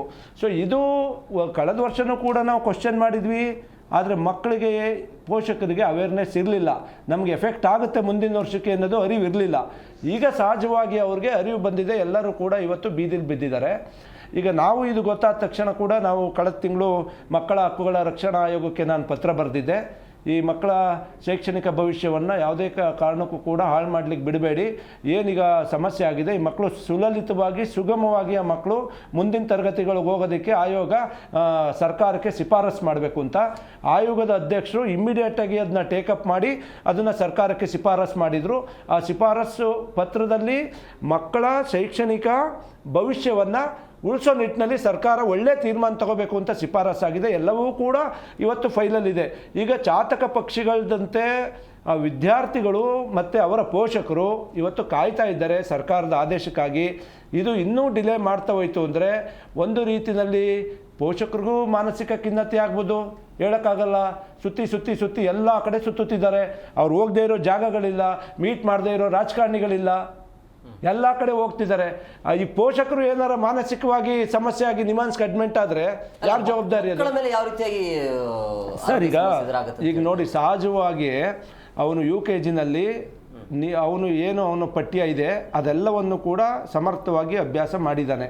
ಅವನಿಗೆ ಬರುವ ಎಲ್ಲ ಹಂತದ ಪರೀಕ್ಷೆಗಳನ್ನು ಎದುರಿಸಿದ್ದಾನೆ. ಈಗ ಅವನು ಕರೆಕ್ಟಾಗಿ ಓದಿರೋದನ್ನ ಪರೀಕ್ಷೆ ಬರೆದಿದ್ದಾನೆ. ಈಗೇನು ಮಾಡ್ಬೇಕು ನಾವು ಅವನ್ನ? ಒಂದು ಸಿಸ್ಟಮ್ ಏನು ಮಾಡಬೇಕು, ಅವನ್ನ ಸಹಜವಾಗಿ ಮುಂದಿನ ತರಗತಿಗೆ ಹಾಕಬೇಕು. ನೀವು ಒಂದು ವೇಳೆ ಹಿಂದಕ್ಕೆ ಹಾಕಿದ್ರೆ ಅವನ ಜೊತೆಲಿರೋನು ಮುಂದಕ್ಕೆ ಹೋದರೆ ಈ ಮಗು ಯಾವ ರೀತಿ ಬಿಹೇವ್ ಮಾಡ್ಬೋದು? 1 ವರ್ಷ ತಿರ್ಗಾ ಓದೋದನ್ನೇ ಓದುವಂಥ ಹಿಂಸೆ, ಅದು ಶಿಕ್ಷಣ ಹಿಂಸೆ ಆಗಬಾರ್ದು, ಕಲಿಕೆ ಹಿಂಸೆ ಆಗಬಾರ್ದು. ನೀವು ಯಾಕೆ ಕಲಿಸೋದನ್ನೇ ಕಲಿಸ್ತೀರಾ? ಆಯಿತು, ಈಗ 5 ಲಕ್ಷ ಜನದಲ್ಲಿ ನೀವು ಏನು ಮಾಡೋದಿಲ್ಲ ಅಂತ ಇಟ್ಕೊಳ್ಳಿ. ಒಂದಷ್ಟು ಜನ ಬುದ್ಧಿವಂತ ಪೋಷಕರು ಮಕ್ಕಳನ್ನ ಮನವೊಲಿಸಿ ಏನೋ ಮಾಡ್ಬೋದು. ಗ್ರಾಮೀಣ ಪ್ರದೇಶದಲ್ಲಿ ಆ ಮಗು ಶಾಲೆಯಿಂದ ಹೊರಗಡೆ ಹೋಯ್ತು ಅಂದರೆ ಇವ್ರು ತಿರ್ಗಾ ಆ ಮಗುನ ಕರ್ಕೊಂಬರ್ಬೇಕಂದ್ರೆ ಎಷ್ಟು ಕಷ್ಟ ಇದೆ ಗೊತ್ತಾ ಸಿಸ್ಟಮ್ ಒಳಗಡೆ? ಅದು ಬಾಲಕಾರ್ಮಿಕ ಪದ್ಧತಿಗೆ ಇಳಿಬೋದು, ಅಥವಾ ಬೇರೆ ಆ ಮಗು ಶಾಲೆಯಿಂದ ಸಂಪೂರ್ಣವಾಗಿ ದೂರ ಆಗ್ಬೋದು. ಇದು ಕೊನೆ ಯಾರು? ಅದು ಶಿಕ್ಷಣ ಸಚಿವರಾಗಲಿ, ಮುಖ್ಯಮಂತ್ರಿಗಳಾಗಲಿ, ಅಥವಾ ಏನೋ ಜವಾಬ್ದಾರಿಯುತ ಸರ್ಕಾರ ಇದ್ರ ಹೊಣೆಯನ್ನು ಹೊರಕ್ಕೆ ರೆಡಿ ಇದೆಯಾ? ಅದರಿಂದ ಈಗೇನು 2022 ಡಿಸೆಂಬರ್ ಆದೇಶವನ್ನು ಸಹಜವಾಗಿ ತೆಗೆದುಬಿಟ್ರೆ ಹಿಂದಿನ ಆದೇಶ ಏನಿತ್ತು ಅದನ್ನು ಈ ವರ್ಷಕ್ಕೆ ಮುಗಿಸಿ. ಅದ್ರ ಜೊತೆಗೆ ಈ ವರ್ಷ ಜೂನಿಂದ ಅಕಾಡೆಮಿಕ್ ಏನು ಸ್ಟಾರ್ಟ್ ಆಗುತ್ತೆ ಸರಿಯಾದಂಥ ನಿಲುವನ್ನು ತಗೊಳ್ಳಿ. ಏನು, ಯಾಕೆ, ಎಷ್ಟು ವಯಸ್ಸು ಇರಬೇಕು, ಯಾರು ಸ್ಕೂಲ್ನವ್ರು ಅಡ್ಮಿಷನ್ ಮಾಡಿಕೊಂಡ್ರೆ ನೇರವಾಗಿ ರೆಸ್ಪಾನ್ಸಿಬಿಲಿಟಿ ಫಿಕ್ಸ್ ಮಾಡಿ. ಅಡ್ಮಿಷನ್ ಮಾಡಿದ್ರೆ ಪೋಷಕರಿಗೆ ಆ ಜವಾಬ್ದಾರಿಯನ್ನು ಬಿಟ್ಬಿಡಿ. ನೀವು ಇದು ಒಂದು ರೀತಿಯಲ್ಲಿ ನಾವು ಶಿಕ್ಷಣವನ್ನು ಸರಿಯಾದಂಥ ತಳಿಲಿ ತಗೊಂಡೋಗದೇ ಇರೋ ಪರಿಣಾಮ ಇಂಥ ಬಿಕ್ಕಟ್ಟುಗಳು ಅವಾಗವಾಗ ಸೃಷ್ಟಿ ಆಗ್ತಾ ಇದ್ದಾವೆ. ಸೊ ಅದರಿಂದ ಅವರು ಇಮಿಡಿಯೇಟಾಗಿ ಯಾರು ಸ್ಟೇಕ್ ಹೋಲ್ಡರ್ಸ್ ಇದ್ದಾರೆ ಅವ್ರ ಜೊತೆ ಕೂತ್ಕೋಬೇಕು, ಚರ್ಚೆ ಮಾಡಬೇಕು. ಶಿಕ್ಷಣ ತಜ್ಞರಿದ್ದಾರೆ, ಸ್ಟೇಟ್ ಎಜುಕೇಷನ್ ಪಾಲಿಸಿ ಇದೆ, ಭಾಳಷ್ಟು ಹಲವಾರು ಶಿಕ್ಷಣ ಕ್ಷೇತ್ರದಲ್ಲಿ ಕೆಲಸ ಮಾಡಿರೋ ಮಾಜಿ ಮಂತ್ರಿಗಳಿದ್ದಾರೆ. ಎಲ್ಲರದ್ದು ಒಂದು ಸ್ಟೇಕ್ ಹೋಲ್ಡರ್ಸ್ ಮೀಟಿಂಗ್ ಕರೆದು ಇದನ್ನು ಶಿಕ್ಷಣ ಸಚಿವರು ಹಗುರವಾಗಿ ತಗೋಬಾರ್ದು. ಇದು ಈಗಿನ ಬರ್ನಿಂಗ್ ಇಶ್ಯೂ. ಇದು 5 ಲಕ್ಷ ಜನ ಮಕ್ಕಳ ಶೈಕ್ಷಣಿಕ ಭವಿಷ್ಯ ಅವ್ರ ಜೊತೆ ಚೆಲ್ಲಾಟ ಆಡ್ಬಿಟ್ರೆ ಇವತ್ತು ನೀವು ಆ ಮಕ್ಕಳ ಭವಿಷ್ಯವನ್ನು ರೂಪಿಸೋರು ಯಾರು ಮುಂದೆ? ಆ ಮಕ್ಕಳು ಅನ್ಅಕೌಂಟೆಡ್ ಆಗಿಬಿಡ್ತವೆ. ಶಾಲೆಯಿಂದ ಹೊರಗಡೆ ಹೋದರೆ ಗ್ರಾಮೀಣ ಪ್ರದೇಶದಲ್ಲಿ ಮತ್ತೆ ವಾಪಸ್ಸು ಕರ್ಕೊಂಬರೋದು 1 ವರ್ಷ ಆದಮೇಲೆ ತುಂಬ ಕಷ್ಟ ಇದೆ. ಆಮೇಲೆ ಎಷ್ಟೋ ಜನ ಕೂಲಿ ಕಾರ್ಮಿಕರಿಗೆ, ಬಡತನ ರೇಖೆಗಿಂತ ಕೆಳಗಡೆ ಇರ್ತಕ್ಕಂಥ ಮನೆಯವ್ರಿಗೆ ಎಲ್ಲಿಂದ ತರಬೇಕು ಫೀಸು? ಈಗ ಶಾಲೆಯವನು UKGಗೆ ಪಾಠ ಹೇಳಿ 1 ವರ್ಷಕ್ಕೆ ತೊಗೊಂಡಿದ್ದಾನೆ ದುಡ್ಡು, ತಿರ್ಗಿ ಅದೇ ವರ್ಷ ಮಾಡಬೇಕು ಅಂದರೆ ತಿರ್ಗಿ ಫೀಸ್ ಕಟ್ಟಂತಾನು. ಎಲ್ಲಿ ಯಾರು ಅದಕ್ಕೆ ಇನ್ವೆಸ್ಟ್ ಮಾಡೋರು? ಯಾರು ಜವಾಬ್ದಾರಿ? ಯಾರನ್ನು ಕೇಳಿ ನೀವು ಆದೇಶ ಮಾಡುವಾಗ ಈ ಪೇರೆಂಟ್ಸ್ಗೆ ಹೇಳಿದ್ರೆ ನೀವು ಸೇರಿಸ್ಬೇಡಿ ನಾವು ಮಾಡ್ತಾ ಇದ್ದೀವಿ ಅಂತ? ಈ ಮಕ್ಕಳನ್ನ ಸೇರಿಸಿದ ಮೇಲೆ ತಾನೇ ಆದೇಶ ಮಾಡಿರೋದು. ತಪ್ಪು ಯಾರ್ದಂಗಾರೆ? ಆದೇಶ ಮಾಡಿದವ್ರು ತಪ್ಪು, ಅವರು ಇದರ ಜವಾಬ್ದಾರಿಯನ್ನು ಹೊರಬೇಕಾಗ್ತದೆ. ಸೊ ಅದರಿಂದಾಗಿ ಸೂಕ್ಷ್ಮ ಮತ್ತು ಸಂವೇದನಾಶೀಲತೆ ಇರ್ತಕ್ಕಂಥ ಮುಖ್ಯಮಂತ್ರಿಗಳು ಇದ್ರ ಬಗ್ಗೆ ಗಮನ ವಹಿಸಬೇಕು. ಶಿಕ್ಷಣ ಸಚಿವರನ್ನ ಕರಿಬೇಕು. ಸಮಾಧಾನದಿಂದ ಇದಕ್ಕೊಂದು ತಾರ್ಕಿಕ ಅಂತ್ಯ ಕಾಣೋದು ಹೇಗೆ ಅಂದರೆ, ಎಲ್ಲ ಮಕ್ಕಳು, ಸಿಸ್ಟಮಲ್ಲಿರೋ ಮಕ್ಕಳು ಸಹಜವಾಗಿ ಮುಂದಿನ ತರಗತಿಗಳಿಗೆ ಹೋಗಬೇಕು. ಈ ವರ್ಷದಿಂದ ಕಠಿಣವಾದಂಥ ನಿಲುವನ್ನು ತಗೊಂಡು ಅದನ್ನು ವ್ಯಾಪಕವಾಗಿ ಪ್ರಚಾರ ಮಾಡಬೇಕು. ಆಗ ಪೋಷಕರು ಸಹಜವಾಗಿ ಸೇರಿಸೋದಿಲ್ಲ ಯಾರು ಕೂಡ ಮಕ್ಕಳನ್ನ, ಈ ಸಮಸ್ಯೆ ಆಗುತ್ತೆ ಅಂದರೆ. ಇದು ಇವರು ಮಾಡಿರೋ ಆದೇಶಗಳು ಒಂದು ಸರಿ ಸರ್ಕಾರದಿಂದ ಗೆಜೆಟ್ ನೋಟಿಫಿಕೇಷನ್ ಆಗುತ್ತೆ, ಕಮಿಷನರ್ಗೆ ಬರ್ತದೆ, ಮತ್ತು ಡೈರೆಕ್ಟ್ರಿಗೆ ಬರ್ತದೆ, ಡೈರೆಕ್ಟ್ರಿಂದ DDಗಳಿಗೆ ಹೋಗುತ್ತೆ, DDಯಿಂದ BOಗಳಿಗೆ ಹೋಗುತ್ತೆ, BOಗಳಿಂದ ಸ್ಕೂಲ್ಗೆ ಹೋಗೋಷ್ಟರೊಳಗಡೆ ಹೆಚ್ಚು ಕಮ್ಮಿ 6 ತಿಂಗಳು ಆಗೋಗಿರ್ತದೆ. ಈ ಪರಿಸ್ಥಿತಿಯಿಂದಾಗಿ ಈ ಮಕ್ಕಳಿಗೆ ಅನಿವಾರ್ಯ ಪರಿಸ್ಥಿತಿನಲ್ಲಿ ಸಿಗಾಕೊಂಡಿದ್ದಾರೆ. ಇವ್ರನ್ನ ನಾವಂತೂ ಈಗ ಆಲ್ರೆಡಿ ನಾವು ಒತ್ತಾಯ ಮಾಡ್ತಾ ಇದ್ದೀವಿ, ಮನವಿ ಮಾಡ್ತಾ ಇದ್ದೀವಿ. ನಾವು ಸ್ಟೇಟ್ ಎಜುಕೇಷನ್ ಪಾಲಿಸಿಗೂ ಕೂಡ ತಮ್ಮ ಚಾನಲ್ ಮುಖಾಂತರ ಮನವಿ ಮಾಡ್ತೀನಿ. ನೀವು ಅಂತಿಮ ವರದಿ ಕೊಟ್ಟಿಲ್ಲ ಅಂದರೆ ದಯವಿಟ್ಟು ಬೇಗ ಕೊಡಿ. ಆಮೇಲೆ ಶಾಲೆಯವರು ಒತ್ತಾಯ ಮಾಡೋದನ್ನ ತಡೆಯೋದು ಕೂಡ ಶಿಕ್ಷಣ ಇಲಾಖೆ ಜವಾಬ್ದಾರಿ. ಈಗ LKGಗೆ UKGಗೆ ರಿಪೀಟ್ ಮಾಡ್ತೀರಾ ಇಲ್ವಾ ಅಂತ ಕೇಳಿದ್ರೆ ಏನು ಉತ್ತರ ಕೊಡಬೇಕು? ಬಾಲು ಸರ್ಕಾರದ ಅಂಗಳದಲ್ಲಿದೆ, ತೀರ್ಮಾನ ಆಗೋವರೆಗೂ ನಮಗೆ ರಿಲೀಫ್ಸು ಕೊಡ್ತಾ ಇಲ್ವಲ್ಲ ಶಾಲೆಗಳು, ಅದಕ್ಕಾರ ಕಡಿವಾಣ ಹಾಕ್ಬೇಕಲ್ಲ. ಅದೇ ನೀವು ಹೇಳ್ತಾ ಇರೋದು ಅರ್ಥ ಆಯ್ತು. ಅಂದ್ರೆ ಈಗ ಈ ಆದೇಶ ಇರೋದು ಮುಂದುವರಿದ್ದೇ ಆದಲ್ಲಿ ಮತ್ತೆ ಅದನ್ನೇ ಓದಬೇಕಾಗತ್ತೆ, ಇಲ್ಲ ಅಂದ್ರೆ 1 ವರ್ಷ ಲಾಸ್ ಆಗತ್ತೆ ಅಂತ ನೀವು ಹೇಳ್ತಾ 100%. ಈಗ 6ರಿಂದ ಅಂತ ಹೇಳಲಾಗ್ತಾ ಇತ್ತು, ಬಟ್ 6 ಕಂಪ್ಲೀಟ್ ಅಂದ್ರೆ ಸರ್ ಹೇಳ್ದಂಗೆ 7 ವರ್ಷಕ್ಕೆ ಅದು ಆಗ್ಬಿಡುತ್ತೆ. ಬಟ್ ಇದು ವೈಜ್ಞಾನಿಕವಾಗಿ ಎಲ್ಲರ ಜೊತೆ, ಒಂದು ತಜ್ಞರ ಜೊತೆ ಚರ್ಚೆ ಆಗದೆ ತೆಗೆದುಕೊಂಡಿರೋ ನಿರ್ಧಾರ ಅಂತ ಅನ್ಸುತ್ತೆ. ಹೇಗೆ ನನಗೆ ಈ ಸರ್ಕಾರ ಈ ನಿರ್ಧಾರ ತಗೊಂಡಿರುವಂಥ ವಿಷಯ ನನಗೇನು ಅನ್ಸುತ್ತೆ ಅಂತ ಹೇಳಿದ್ರೆ, ಅವರು 1ನೇ ಕ್ಲಾಸ್ಗೆ ನಿಶ್ಚಯ ಮಾಡೋದಕ್ಕಿಂತ ಮೊದಲು ಸಹಜವಾಗಿ ಎಲ್ಲರೂ ಕೂಡ ಸ್ಕೂಲ್ ಅಡ್ಮಿಷನ್ ಮಾಡಬೇಕು ಅಂತ ಹೇಳಿದ್ರೆ ಮೊದಲನೇದಾಗಿ ಡೈರೆಕ್ಟಾಗಿ ಯಾರು 1ನೇ ಕ್ಲಾಸ್ಗೆ ಅಡ್ಮಿಷನ್ ಮಾಡಲ್ಲ, ನರ್ಸರಿಗೆ ಮಾಡ್ತಾರೆ, ಅಥವಾ ನರ್ಸರಿಗೆ ಮಾಡುವಂಥ ಪದ್ಧತಿ ನಮ್ಮಲ್ಲಿ ಹೀಗಿದೆ. ಎಲ್ಲರೂ ಕೂಡ ಇವರು ಸರ್ಕಾರ ಯೋಚನೆ ಮಾಡಬೇಕಿತ್ತು 1ನೇ ಕ್ಲಾಸ್ಗೆ 6 ವರ್ಷ ಅನ್ನೋದಕ್ಕೆ, ನರ್ಸರಿಗೆ ನಾವು ಯಾವ ಏಜ್ಗೆ ಸರಿಯಾಗಿ ಅವ್ರನ್ನ ಅಡ್ಮಿಟ್ ಮಾಡಿಕೊಂಡ್ರೆ ಸರಿ ಹೋಗುತ್ತೆ ಅನ್ನೋದನ್ನ ಯೋಚನೆ ಮಾಡಿ ಶಿಕ್ಷಣ ತಜ್ಞರು ಮತ್ತು ಎಜುಕೇಷನ್ ರಿಲೇಟೆಡ್ ಯಾರ್ಯಾರಿದ್ದಾರೆ ಸ್ಟೇಕ್ ಹೋಲ್ಡರ್ಸು ಅವ್ರದ್ದು ಎಲ್ಲರೂ ಕೂಡ ಭಾಗವಹಿಸ್ಕೊಂಡು ಅವರಿಂದ ಸಜೆಷನ್ಸನ್ನು ತಗೊಂಡು ಇವರು ಈ ನಿರ್ಧಾರವನ್ನು ಕೈಗೊಳ್ಳಬೇಕಾಗಿತ್ತು. ಸರ್ಕಾರ ಏಕಾಏಕಿ ಅವ್ರಿಗೆ ಇಷ್ಟ ಬಂದಾಗ ಈ ಆರ್ಡರ್ಗಳನ್ನು ಮಾಡಿ ಪೇರೆಂಟ್ಸು ಮತ್ತು ವಿದ್ಯಾರ್ಥಿಗಳನ್ನು ಈ ಬಿಕ್ಕಟ್ಟಿನ ಪರಿಸ್ಥಿತಿಯಲ್ಲಿ ತಂದಿಕ್ಕಿದೆ ಇವತ್ತು. ಮೇಡಮ್, ಈಗ ನೀವು ಹೇಳ್ತಾ ಇದ್ರಿ ಮಕ್ಕಳಿಗೆ ಸಮಸ್ಯೆ ಆಗುತ್ತೆ, ಆರೋಗ್ಯದ ಸಮಸ್ಯೆ ಇದೆ, ಇತ್ತೀಚೆಗೆ ಪೋಷಕರು ಹೆಚ್ಚಾಗಿ ಹಾಸ್ಪಿಟಲ್ ಕಡೆ ಮುಖ ಮಾಡ್ತಿದ್ದಾರೆ ಅಂತೇಳಿ. ಅಂದರೆ ಈಗಿರುವಂಥ ಇನ್ನೊಂದು ಆ್ಯಂಗಲಲ್ಲಿ ಪ್ರಶ್ನೆಯನ್ನು ಕೇಳ್ತೀನಿ. ಈಗ ಅಂದರೆ ಮಕ್ಕಳನ್ನು ಮನೆಯಲ್ಲಿ ಉಳಿಸ್ಕೊಳ್ಳೋಕ್ಕಾಗದೆ ತಮ್ಮ ವೈಯಕ್ತಿಕ ಬೇರೆ ಬೇರೆ ಕೆಲಸ ಕಾರ್ಯಕ್ಕಾಗಿ ಬೇಗ ಮಕ್ಕಳನ್ನು ಕಳಿಸ್ಬೇಕು ಅನ್ನೋಂಥ ಲೆಕ್ಕಾಚಾರ ಏನಾದರೂ ಇದೆಯಾ? ಇಲ್ಲ ಆ ಥರ ಯಾರೂ ಮಾಡಲ್ಲ. ಸೊ ಇವ್ರು ಈ ಥರ ಏನಾದರೂ 6 ಇಯರ್ಸ್ ಕಂಪ್ಲೀಟ್ ಆಗಬೇಕು ಫಸ್ಟ್ ಸ್ಟ್ಯಾಂಡರ್ಡಿಗೆ ಅಂತ ಹೇಳೋ ಆಗಿದ್ರೆ, ಸೊ ಸರ್ ಎಲ್ಲ ಹೇಳಿ ಥರ ಫ್ರೀ ನರ್ಸರಿಗೆ ನಾವು ಜಾಯಿನ್ ಮಾಡೋಕೆ ಹೋಗ್ತೀವಿ ಅವಾಗ ಇನ್ಫಾರ್ಮ್ ಮಾಡ್ಬೋದಿತ್ತು. ಸೊ ಅವಾಗಲೇ ಇವರು ಅದನ್ನು ಜಾರಿಗೆ ತಂದಿದ್ರೆ ಇಷ್ಟೆಲ್ಲ ಪ್ರಾಬ್ಲಮ್ ಆಗ್ತಿರ್ಲಿಲ್ಲ. ಈಗ ನಾನು ಓಕೆ ಇನ್ ಕೇಸ್ ನನ್ನ ಮಗುನ ಇವಾಗ ಫಸ್ಟ್ ಸ್ಟ್ಯಾಂಡರ್ಡಿಗೆ ಹಾಕೋಕ್ಕಲ್ಲ, UKGಗೆ ಹಾಕಿ ಅಂತಾರೆ, ನನ್ನ ಮಗ ನಾನು UKGಗೆ ಹೋಗಲ್ಲ, ನಾನು ಫಸ್ಟ್ ಸ್ಟ್ಯಾಂಡರ್ಡಿಗೆ ಹೋಗಿ, ನನ್ನ ಫ್ರೆಂಡ್ಸ್ ಎಲ್ಲ ಮುಂದೆ ಹೋಗಿದ್ದಾರೆ, ನಾನು ಫಸ್ಟ್ ಸ್ಟ್ಯಾಂಡರ್ಡಿಗೆ ಹೋಗ್ಬೇಕು, ನಾನು ಹೋಗಲ್ಲ ಅಂತ ಹೇಳಿ ಫ್ರೆಂಡ್ಸ್ ಎಲ್ಲ ಹೋಗಿದ್ರೆ 6 ವರ್ಷ ಕಂಪ್ಲೀಟ್ ಆಗಿದೆ ಅಂತ 6 ವರ್ಷ ಅಂತಾರೆ. ಸೊ ಅವ್ನು ಮತ್ತೆ 7 ಇಯರ್ಸ್ 6 ಕಂಪ್ಲೀಟ್ ಆಗಿ 7ಗೆ ಬೀಳುತ್ತೆ ಅವನಿಗೆ. ಸೊ ಅವನು ನನ್ನ ಫಸ್ಟ್ ಸ್ಟ್ಯಾಂಡರ್ಡಿಗೆ ನನ್ನ ಫ್ರೆಂಡ್ಸ್ ಎಲ್ಲ ಹೋಗಿದ್ದಾರೆ, ನಾನು ಇನ್ನೊಂದು ವರ್ಷ UKG ಇರಲ್ಲ, ನಾನು ಹೋಗೋದೇ ಇಲ್ಲ ಸ್ಕೂಲಿಗೆ ಅಂತಾರೆ. ಸೊ ಆ ಟೈಮಲ್ಲಿ ಪೇರೆಂಟ್ಸ್ ಏನು ಮಾಡೋಕ್ಕಾಗತ್ತೆ? ಯಾವ ಥರ ಅವನಿಗೆ ಫೋರ್ಸ್ ಮಾಡೋಕ್ಕಾಗಲ್ಲ. ನಾವು ಫೋರ್ಸ್ ಮಾಡಿದ್ರೆ ನಾನು ಹೋಗೋದೇ ಇಲ್ಲ ಅಂತ ಮಗು ಕೂತ್ಕೊಂಡಾಗ ಪೇರೆಂಟ್ಸ್ ಏನು ಆನ್ಸರ್ ಮಾಡೋಕ್ಕಾಗುತ್ತೆ? ಸೊ ಕೆಲವೊಂದು ಮಕ್ಳಿಗೆ ಹೇಳ್ಬೋದು, ಕೆಲವೊಂದು ಮಕ್ಳಿಗೆ ಕೇಳ. ಇನ್ ಕೇಸ್ ನನ್ನ ಮಗನೇ ಕೇಳಲ್ಲ ಇವಾಗ, ಅಮ್ಮ ಅಡ್ಮಿಷನ್ ಆಯ್ತಾ, ಬುಕ್ಸ್ ತಂದಿ ಅಂತ ನನ್ನನ್ನು ಹೀಗೆ ಚರ್ಚೆ ಅಷ್ಟೇ ಮಾಡ್ತಾನೆ ಅವನು. ಇಲ್ಲ ನೀನು ಇನ್ನೊಂದು ವರ್ಷ UKG ಹೋಗ್ಬೇಕು ಅಂತಂದ್ರೆ ಸೊ ಆಗಲ್ಲ. ಅವ್ರಿಗೂ ಮಕ್ಳುಗಳಿಗೆ ಫ್ರೆಂಡ್ಸ್ ಎಲ್ಲ ಅವ್ರವ್ರೆಲ್ಲ ಮಾತಾಡ್ಕೊಂಡು ಈ ಸ್ಕೂಲ್ ಫಿಕ್ಸ್ ಆಗಿರ್ತಾರೆ. ಇಲ್ಲ ನಾವು ಇನ್ನೊಂದು ವರ್ಷ ಅದೇ ಸ್ಕೂಲಿಗೆ ಜಾಯಿನ್ ಮಾಡಬೇಕು ಅಂದ್ರೆ ಹೇಗೆ ಒಪ್ಕೋತಾರೆ ಮಕ್ಕಳು? ಅದೆಲ್ಲ ಕಷ್ಟ ಆಗುತ್ತೆ. ಇವಾಗ ಇನ್ ಕೇಸ್ ನಾನು ಹೋಗಲ್ಲ ಅಂತ ಅವ್ನು ಹಠ ಮಾಡಿದಾಗ ನಾನೇನೋ ಅವನ ಮೇಲೆ ಪ್ರೆಸರ್ ಹಾಕೋಕ್ಕಾಗಲ್ಲ, ನೀನು ಇದೇ ಕ್ಲಾಸಿಗೆ ಕೂತ್ಕೋಬೇಕು ಅಂತ. ಇಲ್ಲ ನಾನು ಫೋರ್ಸಬಲ್ಗೆ ಅವ್ನು UKGಗೆ ಮತ್ತೆ ರಿಟರ್ನ್ ಹೋದ ಅಂತಂದ್ರೆ ಅವ್ನು ಓದ್ತಾನೆ ಅನ್ನೋ ಗ್ಯಾರಂಟಿ ನಮಗೆ ಮತ್ತೆ ಬರಲ್ಲ. ಫಸ್ಟ್ ಸ್ಟ್ಯಾಂಡರ್ಡಿಗೆ ಅವ್ನು ಕರೆಕ್ಟಾಗಿ ಹೋಗ್ತಾನೆ ಅನ್ನೋದು ನಂಬಿಕೆ ಯಾರಿಗೂ ಬರಲ್ಲ.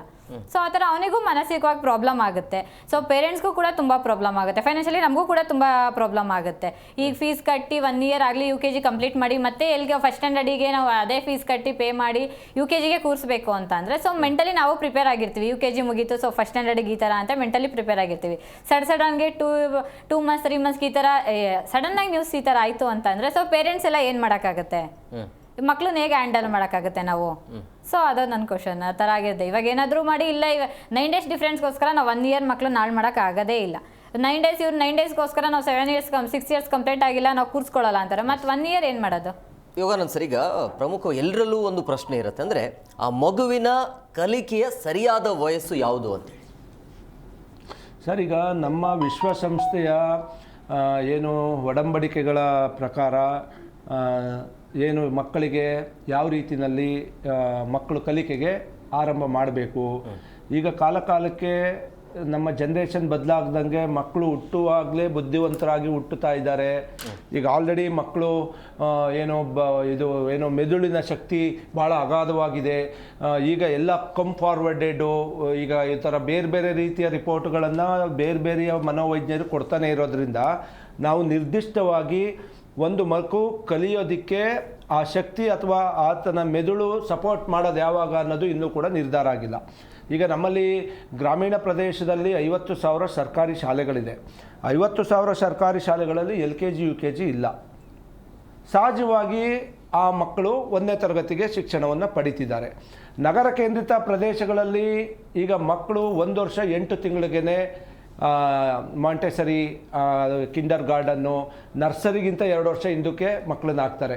ಇಲ್ಲಿ ನಮ್ಮ ಬೆಳೆದ ನಗರ ಪ್ರದೇಶಗಳಲ್ಲಿ ಪ್ರಾಬ್ಲಮ್ ಏನು ಅಂದರೆ ಇಲ್ಲಿ ಮೈಕ್ರೋ ಫ್ಯಾಮಿಲೀಸು, ಗಂಡ ಹೆಂಡತಿ ಮಗು ಬಿಟ್ಟರೆ ಬೇರೆ ಇನ್ಯಾರೂ ಇಲ್ಲ. ಗಂಡನೂ ಕೆಲ್ಸಕ್ಕೆ ಹೋಗ್ತಾನೆ, ಹೆಂಡತಿನೂ ಕೆಲ್ಸಕ್ಕೆ ಹೋಗ್ತಾಳೆ, ಮಗು ನೋಡ್ಕೊಳ್ಳೋರು ಯಾರು?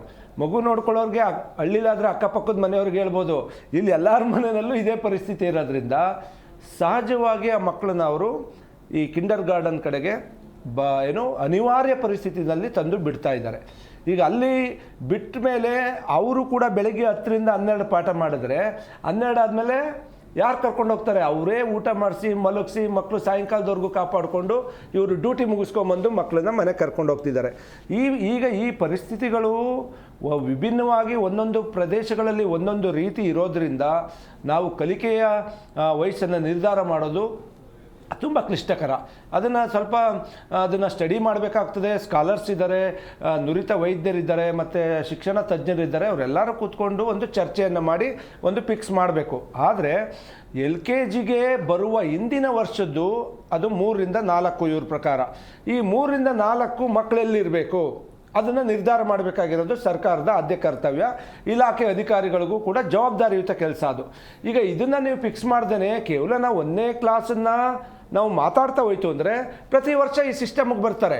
ಈಗ ಏನಾಗಿದೆ, ಈಗ ಬೆಂಗಳೂರಲ್ಲಿ ನೋಡಿ, ನಾಯಿ ಕೊಡೆ ಥರ ಮನೆ ಮುಂದೆ ಕಿಂಡರ್ ಗಾರ್ಡನ್ಗಳು, ಕಿಡ್ಜಿ, ಯಾವ್ಯಾವ ರಾಜ್ಯದವು ಬಂದಿಲ್ಲಿ ಮಕ್ಕಳಿಗೆ ಗೊತ್ತಿದೆಯೋ ಗೊತ್ತಿಲ್ವೋ ಕಲರ್ ಬುಕ್ಗಳನ್ನು ಕೊಟ್ಟು 40,000 50,000 ಫೀಸ್ಗಳನ್ನ ವಸೂಲು ಮಾಡಿ ಅವರು ಏನೋ ಇಟ್ಕೊಳ್ತಾರೆ. ಅವ್ರು ಎಲ್ಲಿವರೆಗೆ ಇಟ್ಕೊಳ್ತಾರೆ? UKGವರೆಗೆ ಇಟ್ಕೊಂಡು ಕೈ ತೊಳ್ಕೊಂಡು ಬಿಡ್ತಾರೆ. 1ನೇ ಕ್ಲಾಸ್ ಇರಲ್ಲ. ಆಮೇಲೆ ಅವರು ರೆಗ್ಯುಲರ್ ಆಗಿ ಶಿಕ್ಷಣ ಇಲಾಖೆಯಲ್ಲಿ ನೋಂದಣಿ ಮಾಡ್ಕೊಂಡಿರಲ್ಲ. ಅವರು ಬೇಕಾಬಿಟ್ಟು ಅಡ್ಮಿಷನ್ ಮಾಡಿ ಬಿಟ್ಬಿಟ್ಟು ಈ ಮಕ್ಕಳು ರೆಗ್ಯುಲರ್ ಸ್ಕೂಲ್ ಸಿಸ್ಟಮ್ಗೆ ಬಂದಾಗ ಈ ರೀತಿಯ ಸಮಸ್ಯೆಯನ್ನು ಎದುರಿಸ್ತಾ ಇದ್ದಾರೆ. ಈಗ ನಾವು UKGದು ಮಾತಾಡಿದ್ವಿ. ಈಗ LKGಲಿರೋರು ಮುಂದಿನ ವರ್ಷಕ್ಕೂ ಈ ಸಮಸ್ಯೆಗೆ ಬರ್ತಾರೆ. ಅವರು ಬರಲ್ಲ ಅಂತಲ್ಲ, ಅದನ್ನು ಕೂಡ ಸರ್ಕಾರ ಗಂಭೀರವಾಗಿ ಆಲೋಚನೆ ಮಾಡಬೇಕು. ಈ ವರ್ಷದಿಂದ ಟೈಟ್ ಮಾಡಬೇಕು. ಅಂದರೆ ಕಟ್ ಆಫ್ ಡೇಟನ್ನು ವೈಜ್ಞಾನಿಕ ವಿಧಾನದಲ್ಲಿ ಕಟ್ ಆಫ್ ಡೇಟನ್ನು ಟೈಟ್ ಮಾಡಿ ಯಾರು ಅಡ್ಮಿಷನ್ ಮಾಡಿಕೊಂಡ್ರೆ ಮಾಡಿಸಿದ್ರೆ ನಾವು ಜವಾಬ್ದಾರಿ ಅಲ್ಲ ಅಂತ ದೊಡ್ಡದಾಗಿ ಸರ್ಕಾರ ಹೇಳಬೇಕಾಗ್ತದೆ ರಾಜ್ಯದ ಜನತೆ ಮುಂದೆ. ಈಗ ಏನು ಬಿಕ್ಕಟ್ಟು ತಲೆದೋರಿದೆ ಇದೆಲ್ಲವನ್ನು ಕೂಡ ಸರಿ ಮಾಡಲಿಕ್ಕೆ ನಮ್ಮಲ್ಲಿ ಸ್ಟೇಟ್ ಎಜುಕೇಷನ್ ಪಾಲಿಸಿ ಇದೆ. ಸಮಸ್ಯೆ ಆದರೆ ಈ ವರ್ಷ ಸಮಸ್ಯೆ ಆಗ್ಬೋದು, ಬಟ್ ಮುಂದಿನ ವರ್ಷ ಅದು ಸರಿ ಹೋಗುತ್ತಲ್ಲ. ಈಗ ಸರ್, ಈಗ UKGಲಿರೋರಿಗೆ ಪ್ರಮೋಟ್ ಮಾಡಿದ್ರೆ ಸರ್ಕಾರ ಬಗೆಹರಿಸಿದ್ರೆ 1ನೇ ಕ್ಲಾಸಿಗೆ ಹೋಗ್ತಾರೆ. ಈಗ UKG LKG ಇದ್ದಾರಲ್ಲ ಮಕ್ಕಳು, ಅವರು ಸಹಜವಾಗಿ UKGಗೆ ಬರ್ತಾರೆ, ಓದ್ತಾರೆ ಈ ವರ್ಷ. ಆದರೆ 2027-28ಕ್ಕೆ 26-27ಕ್ಕೆ ಈ LKG ಮಕ್ಕಳು 1ನೇ ಕ್ಲಾಸಿಗೆ ಬಂದಾಗ ಸಮಸ್ಯೆಗೆ ಸಿಗಾಕೊಳ್ತಾರೆ. ಬಟ್ ದತ್ತಾಂಶ ಇಲ್ಲ ನಮ್ಮ ಹತ್ರ. ಎಷ್ಟು ಲಕ್ಷ ಜನ ಮಕ್ಕಳು LKG ಸಿಸ್ಟಮ್ ಒಳಗಡೆ ಇದ್ದಾರೆ, ಅವರು ಎಲ್ಲಿದ್ದಾರೆ, ಅವ್ರು ರೆಗ್ಯುಲರ್ ಸ್ಕೂಲಲ್ಲಿ ಓದ್ ಬಂದವರ ಅಥವಾ ಕಿಂಡರ್ ಗಾರ್ಡನ್ಗಳಲ್ಲಿ ಓದ್ ಬಂದವರ, ಅವ್ರು ಪರ್ಮಿಷನ್ ಇಲ್ಲದೆ ಇರೋ ಶಾಲೆಗಳಲ್ಲಿ ಓದ್ ಬಂದವರು ಅನ್ನೋ ದತ್ತಾಂಶ ನಮ್ಮ ಹತ್ರ ಇಲ್ಲದೆ ಇರೋದ್ರಿಂದ ಈಗ ನಮಗೆ ಎಷ್ಟು ಅಂಕಿಅಂಶ ಗೊತ್ತಾಗ್ತಾ ಇಲ್ಲ. ಆ ಪೇರೆಂಟ್ಸು ಕೂಡ ನಮ್ಮನ್ನು ಅಪ್ರೋಚ್ ಮಾಡಿದ್ದಾರೆ. ಇವೆಲ್ಲವನ್ನು ಕೂಡ ನಾವು ಸರ್ಕಾರದ ಮುಂದೆ ಇಟ್ಟಿದ್ದೀವಿ. ನೀವು ಎಲ್ಲ ಮಕ್ಕಳಿಗೂ ಅನ್ಯಾಯ ಆಗದೆ ಇರೋ ರೀತಿಯಲ್ಲಿ ಯಾರು 2022ರ ಡಿಸೆಂಬರಲ್ಲಿ ಸಿಸ್ಟಮಲ್ಲಿದ್ದರು ಅವರೆಲ್ಲರನ್ನೂ ಕೂಡ ಮಕ್ಕಳ ಶಿಕ್ಷಣಕ್ಕೆ ಯಾವುದೇ ತೊಂದರೆ ಆಗದೆ ಇರೋ ರೀತಿಯಲ್ಲಿ ನೋಡ್ಕೋಬೇಕಾಗಿರೋದು ಸರ್ಕಾರದ ಜವಾಬ್ದಾರಿ. ಮತ್ತು ಇನ್ನೊಂದು ಏನು ಅಂದರೆ, ಒಂದು ಶಿಕ್ಷಣ ಸಚಿವರಿಗೆ ಸ್ವಲ್ಪ ಮಕ್ಕಳ ಬಗ್ಗೆ ಕಾಳಜಿ ಇರಬೇಕು. ಏನಾಗ್ಬೋದು ಒಂದು ವರ್ಷ ಡಿಪ್ರಮೋಟ್ ಆದರೆ ಆ ಮಕ್ಕಳಿಗೆ ನಾವೇ ಡಿಮೋಟಿವೇಶನ್. ಎಷ್ಟು ಓದಿದ್ದಾರೆ ಗೊತ್ತಿದೆ ನಿಮಗೆ ಸರ್? ಈಗ ನಾನು ಅವ್ರನ್ನ ಪರ್ಸ್ನಲ್ ಆಗಿ ಅವ್ರನ್ನ ಈ ಬಗ್ಗೆ ನಾನು ಚರ್ಚೆ ಮಾಡ್ಲಿಕ್ಕೆ ಹೋಗೋದಿಲ್ಲ. ಯಾಕೆಂದರೆ ಈಗ ನಮ್ಮ ಸಿಸ್ಟಮಲ್ಲಿ ಅವರು ನಮಗೆ ಮಂತ್ರಿಗಳು, ಆ ಮಂತ್ರಿಗಳು ಇರೋವರೆಗೂ ಕೂಡ ನಾವು ಮಂತ್ರಿಗಳ ರೀತಿಯಲ್ಲಿ ನೋಡಬೇಕಾಗ್ತದೆ. ಅದನ್ನ ಬೇರೆ ರೀತಿಯಲ್ಲಿ ವಿಶ್ಲೇಷಣೆ ಮಾಡೋಕ್ಕೆ ಹೋಗೋದಿಲ್ಲ, ನಾನು ಆ ಕೆಲಸಕ್ಕೆ ಇಳಿಯೋದಿಲ್ಲ ನಾನು. ಈಗ ನಮಗೆ ಏನು ಸಮಸ್ಯೆ ಬಿಕ್ಕಟ್ಟು ಬಂದಾಗ ನಾವು ಅವ್ರ ಹತ್ರನೇ ಅಪ್ರೋಚ್ ಮಾಡಬೇಕು. ನಾನು ಕಂದಾಯ ಮಂತ್ರಿ ಹತ್ರ ಕೇಳೋಕ್ಕಾಗುತ್ತಾ ಇಶ್ಯೂನ? PWD ಮಿನಿಸ್ಟರ್ ಹತ್ರ ಹೋಗಿ ಮಾತಾಡೋಕ್ಕಾಗುತ್ತಾ? ನಾನು ಮಾತಾಡಬೇಕಾಗಿರೋದು ಇದು executive head of the education department, ಶಿಕ್ಷಣ ಸಚಿವರು. ಅವರೇ ನಿರ್ಧಾರ ತಗೋಬೇಕು. ಅವರು ನಾನು ಬೇರೆ ಎಲ್ಲ ಬೇಡ, ಈ ವಿಚಾರದಲ್ಲಿ ಅವರು ಒಂದು ಒಳ್ಳೆಯ ಮನುಷ್ಯತ್ವವನ್ನು ಅವರು ತೋರಿಸ್ಬೇಕು, ಮಾನವೀಯ ಗುಣವನ್ನು ತೋರಿಸ್ಬೇಕು. ಈ ಮಕ್ಕಳಿಗೆ ತೊಂದರೆ ಆಗ್ದಂಗೆ ನೋಡ್ಕೋಬೇಕಾಗಿರೋಂಥ ಜವಾಬ್ದಾರಿ ಅವ್ರ ಮೇಲಿದೆ. ನಾನು ಅವ್ರಿಗೆ ಒಂದು ಮನವಿ ಪೂರ್ವಕವಾಗಿ ಆಗ್ರಹ ಮಾಡ್ತೀನಿ, ಈ ಮಕ್ಕಳನ್ನ ನೀವೇನಾರ ಕೈ ಬಿಟ್ಟರೆ ಆ ಮಕ್ಕಳ ಶಾಪ ಹೆಂಗೆ ತಟ್ಟುತ್ತೋ ಏನಾಗುತ್ತೋ ಅದು ಗೊತ್ತಾಗೋದಿಲ್ಲ. ಲಕ್ಷ್ಮೀನಾರಾಯಣ ಅವರು, ಅಂದರೆ ಈಗ ಮುಂದಿನ ದಿನಮಾನಗಳಲ್ಲಿ ಮಕ್ಕಳ ಮೇಲೆ ಪರಿಣಾಮ ಬೀರುತ್ತೆ, ಪೋಷಕರು ಕೂಡ ಸಮಸ್ಯೆನ ಎದುರಿಸಬೇಕಾಗತ್ತೆ ಅಂತೇಳಿ. ಬಟ್ ಅಂದರೆ ಯಾರ ಜವಾಬ್ದಾರಿ ಇದು? ಶಿಕ್ಷಣ ಇಲಾಖೆದ ಅಥವಾ ಪೋಷಕರದ? ಏನು? ಖಂಡಿತವಾಗ್ಲೂ ಕೂಡ ಏನು ಸರ್ಕಾರ ಈ ಸುತ್ತೋಲೆಯನ್ನ ಹೊರಡಿಸಿದೆ, ಇದನ್ನ ಪಾಲನೆ ಮಾಡಬೇಕಾಗಿರುವಂತದ್ದು ಪೋಷಕರ ಜವಾಬ್ದಾರಿ. ಆದ್ರೆ ನಾವು ಈ ಏನು ಸಮಸ್ಯೆಗೆ ತೊಂದರೆ ಆಗ್ತಿರುವಂಥದ್ದು ಸರ್ಕಾರ ಏನು ನಿಲುವು ತಗೊಳುತ್ತೋ ಅದ್ರ ಮೇಲೆ ನಿಶ್ಚಯ ಆಗುವಂಥದ್ದು. ಸರ್ಕಾರ ಈ ಸುತ್ತೋಲೆಯನ್ನು ಹೊರಡಿಸಿದೆ, ಅದಕ್ಕೋಸ್ಕರ ಸರ್ಕಾರದ್ದೇ ಜವಾಬ್ದಾರಿ ಆಗುತ್ತೆ. ಮಕ್ಕಳು ಈ ರೀತಿ ಅವರು ಕಷ್ಟಪಟ್ಟು ಅವರು ಏನು ಮೆಂಟಲ್ ಡಿಪ್ರೆಷನ್ ಆಗಬಾರ್ದು ಅವ್ರಿಗೆ ಅಂತ ಹೇಳಿದಾಗ ಸರ್ಕಾರ ಯೋಚನೆ ಮಾಡಬೇಕಿತ್ತು, ಎಲ್ಲ ಸ್ಟೇಕ್ ಹೋಲ್ಡರ್ಸ್ ಬಗ್ಗೆ ಚರ್ಚೆ ಮಾಡಿ ಅದಕ್ಕೆ ಬೇಕಾಗಿರುವಂಥ ಸೂಕ್ತ ನಿರ್ಧಾರ ತಗೊಳ್ಬೇಕಿತ್ತು. ನನಗನ್ನಿಸ್ತಿದ್ದೆ ಒಂದು ಏನು ಅಂತ ಹೇಳಿದ್ರೆ, ಸರಿ ಹೇಳ್ದಂಗೆ 6 ವರ್ಷ ಫಿಕ್ಸ್ ಮಾಡಿರೋದ್ರಿಂದ ಒಬ್ಬ ವಿದ್ಯಾರ್ಥಿಗೆ 5-6 ವರ್ಷ ಇದ್ದಾಗ ಸಹಜವಾಗಿ ಒಂದು ಕುತೂಹಲ ಇರುತ್ತೆ ಹೊಸ ವಿಷಯಗಳನ್ನ ಕಲಿಬೇಕು ಅನ್ನೋಂಥದ್ದು. ಈಗ ಒಬ್ಬ ವಿದ್ಯಾರ್ಥಿ ಅವನು UKG ಓದಿ ಕೇವಲ ಒಂದು 8-10 ದಿನ ಅವನಿಗೆ ವಯಸ್ಸು ಕಡಿಮೆ ಆಗಿದೆ ಅನ್ನೋ ಕಾರಣಕ್ಕೆ ಅವ್ನು ಮತ್ತೆ ಅದೇ ತರಗತಿಯಲ್ಲಿ ಓದಬೇಕು ಅಂತ ಹೇಳಿದಾಗ ಸಹಜವಾಗಿ ಎಲ್ಲ ಬಾಲಕರಿಗೂ ಕೂಡ ಆ ಕುತೂಹಲ ಅನ್ನೋದು ಕಡಿಮೆ ಆಗುತ್ತೆ. ನಾವು ಓದಿದ ಪಾಠನೇ ಮತ್ತೆ ಓದಬೇಕು ಅಂತ ಬಂದಾಗ ಅವನಿಗೆ ಎಲ್ಲೋ ಒಂದು ಕಡೆ ನೆಗ್ಲೆಕ್ಟ್ ಮಾಡ್ತಾನೆ ಅಂತ ಅನ್ಸುತ್ತೆ. ಕೇವಲ ಇಲ್ಲಿ ಒಬ್ರು ಈ 2 ವಿದ್ಯಾರ್ಥಿಗಳಿಲ್ಲ, ಲಕ್ಷಾಂತರ ವಿದ್ಯಾರ್ಥಿಗಳು ನಮ್ಮ ರಾಜ್ಯಾದ್ಯಂತ ವಿದ್ಯಾಭ್ಯಾಸನ ಮಾಡ್ತಿದ್ದಾರೆ. ಅವ್ರು ಎಲ್ಲರ ಭವಿಷ್ಯವನ್ನ ಇದೆ ಸಮಸ್ಯೆ ಆಗತ್ತೆ ಅಂತ ಶಿಕ್ಷಣ ಇಲಾಖೆ ಗೊತ್ತಿಲ್ವಾ? ಅದೇ ಸರ್ಕಾರ ಮತ್ತೆ ಶಿಕ್ಷಣ ಮಂತ್ರಿಗಳು ಏನನ್ನ ಯೋಚನೆ ಮಾಡಿ ನಿರ್ಧಾರವನ್ನ ತಗೊಂಡಿದ್ದಾರೆ ಅನ್ನೋದು ನನಗಂತೂ ಗೊತ್ತಾಗ್ತಿಲ್ಲ. ಈ ಎಲ್ಲ ವಿದ್ಯಾರ್ಥಿಗಳ ಭವಿಷ್ಯವನ್ನ ಮತ್ತೆ ವಿಶೇಷವಾಗಿ ಪೋಷಕರ ಒಂದು ವಿಷಯ ಏನು ಅಂತ ಹೇಳಿದ್ರೆ, ನಮ್ಮ ಹತ್ರ ಸುಮಾರು ಕಂಪ್ಲೇಂಟ್ಗಳು ಬರ್ತಿದೆ. ಏನು ಅಂತ ಹೇಳಿದ್ರೆ, ನಮಗಿವತ್ತು ಸರ್ಕಾರದಲ್ಲಿ ಇವತ್ತಿನ ಪರಿಸ್ಥಿತಿ ನೋಡಿದ್ರೆ ಪೆಟ್ರೋಲ್ ರೇಟ್ ಹೈಕ್ ಆಗಿದೆ, ಬೇರೆ ಬೇರೆ ಎಲ್ಲ ವಿಷಯಗಳಲ್ಲೂ ಕೂಡ ಇವತ್ತು ರೇಟ್ಗಳು ಜಾಸ್ತಿ ಆಗಿ ಪೋಷಕರಿಗೆ ಒಂದು ಬರ್ಡನ್ ಆಗ್ತಿದೆ. ಇವತ್ತು ನಾನು UKG ಓದಿಸಿರುವಂಥ ಮಕ್ಕಳನ್ನ ಮತ್ತೆ ಅದೇ ತರಗತಿಯಲ್ಲಿ ಮುಂದುವರಿಸಬೇಕು ಅಂತ ಹೇಳಿದ್ರೆ ಇನ್ನೊಂದು ವರ್ಷದ ಫೀಸ್ ಒಂದು 40,000 50,000 ಕಟ್ಟಬೇಕು. ಎಲ್ಲೋ ಒಂದು ಕೂಲಿ ಕೆಲಸ ಮಾಡುವಂಥ ಕಾರ್ಮಿಕರು ಅಥವಾ ಪೋಷಕರು ಅದನ್ನ ನಾವು ಎಲ್ಲಿಂದ ತಂದು ಕಟ್ಟಬೇಕಾಗತ್ತೆ? ಪೋಷಕರಿಗೂ ಕಷ್ಟ ಇದೆ, ವಿದ್ಯಾರ್ಥಿಗಳಿಗೂ ಕಷ್ಟ ಇದೆ.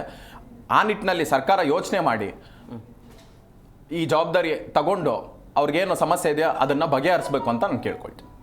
ಸರ್, ಏನು ಹೇಳ್ತಾ ಇದ್ದೀನಿ ಸರ್? ಈಗ ಮೊನ್ನೆ ನಾನು ಶಿಕ್ಷಣ ಸಚಿವರದು ಎಲ್ಲೋ ಒಂದು ಮಾಧ್ಯಮದ ಬಂದೇ ಮಾತಾಡಿದ್ದು ನೋಡಿದೆ. ಈಗ ಇದನ್ನ BJP ಸರ್ಕಾರ ಮಾಡ್ತು 2022ರಲ್ಲಿ. ಹಾಗಾಗಿ ನೀವು ಯಾಕೆ ನಮ್ಮನ್ನು ಕೇಳ್ತೀರಾ ಅಂತ. BJP ಸರ್ಕಾರ ನಿರ್ಧಾರ ಮಾಡಿದ್ದಲ್ಲ ಈ ವಯೋಮಿತಿ. ಒಬ್ಬ ಅಧಿಕಾರಿ AS ಆಫೀಸರು, ಇಲಾಖೆಯ ಆಯುಕ್ತರು ತಗೊಂಡಿರೋವಂಥ ನಿಲುವು ಇದು. ಆಗ ಈಗ ನ್ಯಾಷನಲ್ ಎಜುಕೇಷನ್ ಪಾಲಿಸಿ ಬಗ್ಗೆನೂ ಇಲ್ಲಿ ಚರ್ಚೆ ಮಾಡೋ ಅವಶ್ಯಕತೆ ಇಲ್ಲ. National education policy under the guidelines ಅಂತ ಎಲ್ಲೂ ಕೂಡ ಫೈಲಲ್ಲಿ ಬರೆದಿಲ್ಲ. ಇದ್ರೆ ತೋರಿಸ್ಲಿ ಅವರು ಫೈಲ್ನ. ಸೊ ಇಲ್ಲಿ ಆ ಸರ್ಕಾರ ಈ ಸರ್ಕಾರ ಅನ್ನೋ ಪ್ರಶ್ನೆನೂ ಎತ್ತೋದು ಬೇಡ. ಇಲ್ಲಿ ಮಕ್ಕಳ ಹಿತಾಸಕ್ತಿ, ಮಕ್ಕಳು ಯಾರಿಂದ ಈ ವಿಷಕೋಪಕ್ಕೆ ಸಿಗಾಕೊಂಡ್ರಂಗಾರೆ ಆರ್ಡ್ರ್ ನಾವು ಮಾಡಬೇಕಾಗಿದ್ದು ಯಾವ ತಿಂಗಳಲ್ಲಿ, ನಾವು ಮಾಡಿರೋದು ಯಾವಾಗ? ಕಿಂಡರ್ ಗಾರ್ಡನ್ನು ನರ್ಸರಿ ಹಂಗಾರೆ ಏನು? ನರ್ಸರಿನ ನಾವು ಪರಿಗಣಿಸಲ್ಲ ಅಂತ ಹೇಳ್ತೀರಾ ನೀವು? ಪರಿಗಣಿಸಲ್ಲ ಅಂದಮೇಲೆ ನಡೀತಾ ಇರೋದನ್ನೆಲ್ಲ ಮುಚ್ಚಿಸ್ತೀರಾ ನೀವು? ನಿಲುವು ಸರಿಯಾಗಿರಬೇಕು ಸರ್ಕಾರದ್ದು. ಆಮೇಲೆ ಈಗ BJP ಸರ್ಕಾರ ಈ ಸರ್ಕಾರ ಅನ್ನೋ ಚರ್ಚೆಯನ್ನು ಕೂಡ ಅವ್ರಿಗೆ ಒಂದು ವೇಳೆ ಶಿಕ್ಷಣ ಸಚಿವರಿಗೆ ಇದೆ ಅವ್ರು ಮಾಡಿರೋದಲ್ವಾ ಅನ್ನೋದು ಮೈಂಡಲ್ಲಿದ್ದರೆ ಅದನ್ನು ತೆಗಿಬೇಕು ಅವರು. ಯಾಕೆಂದರೆ ಇಲ್ಲಿ ಮಕ್ಕಳು ಅಮಾಯಕರು, ಪೋಷಕರು ಅಮಾಯಕರು. ಅವ್ರು ಹೋಗಿದ್ದಾರೆ ಅವ್ರ ಪಾಡ್ಗೆ, ಅವ್ರಿಗೇನು ಗೊತ್ತಿಲ್ದೇನೆ ಆಮೇಲೆ ನೀವು ಆದೇಶ ಮಾಡಿದ್ದೀರಿ.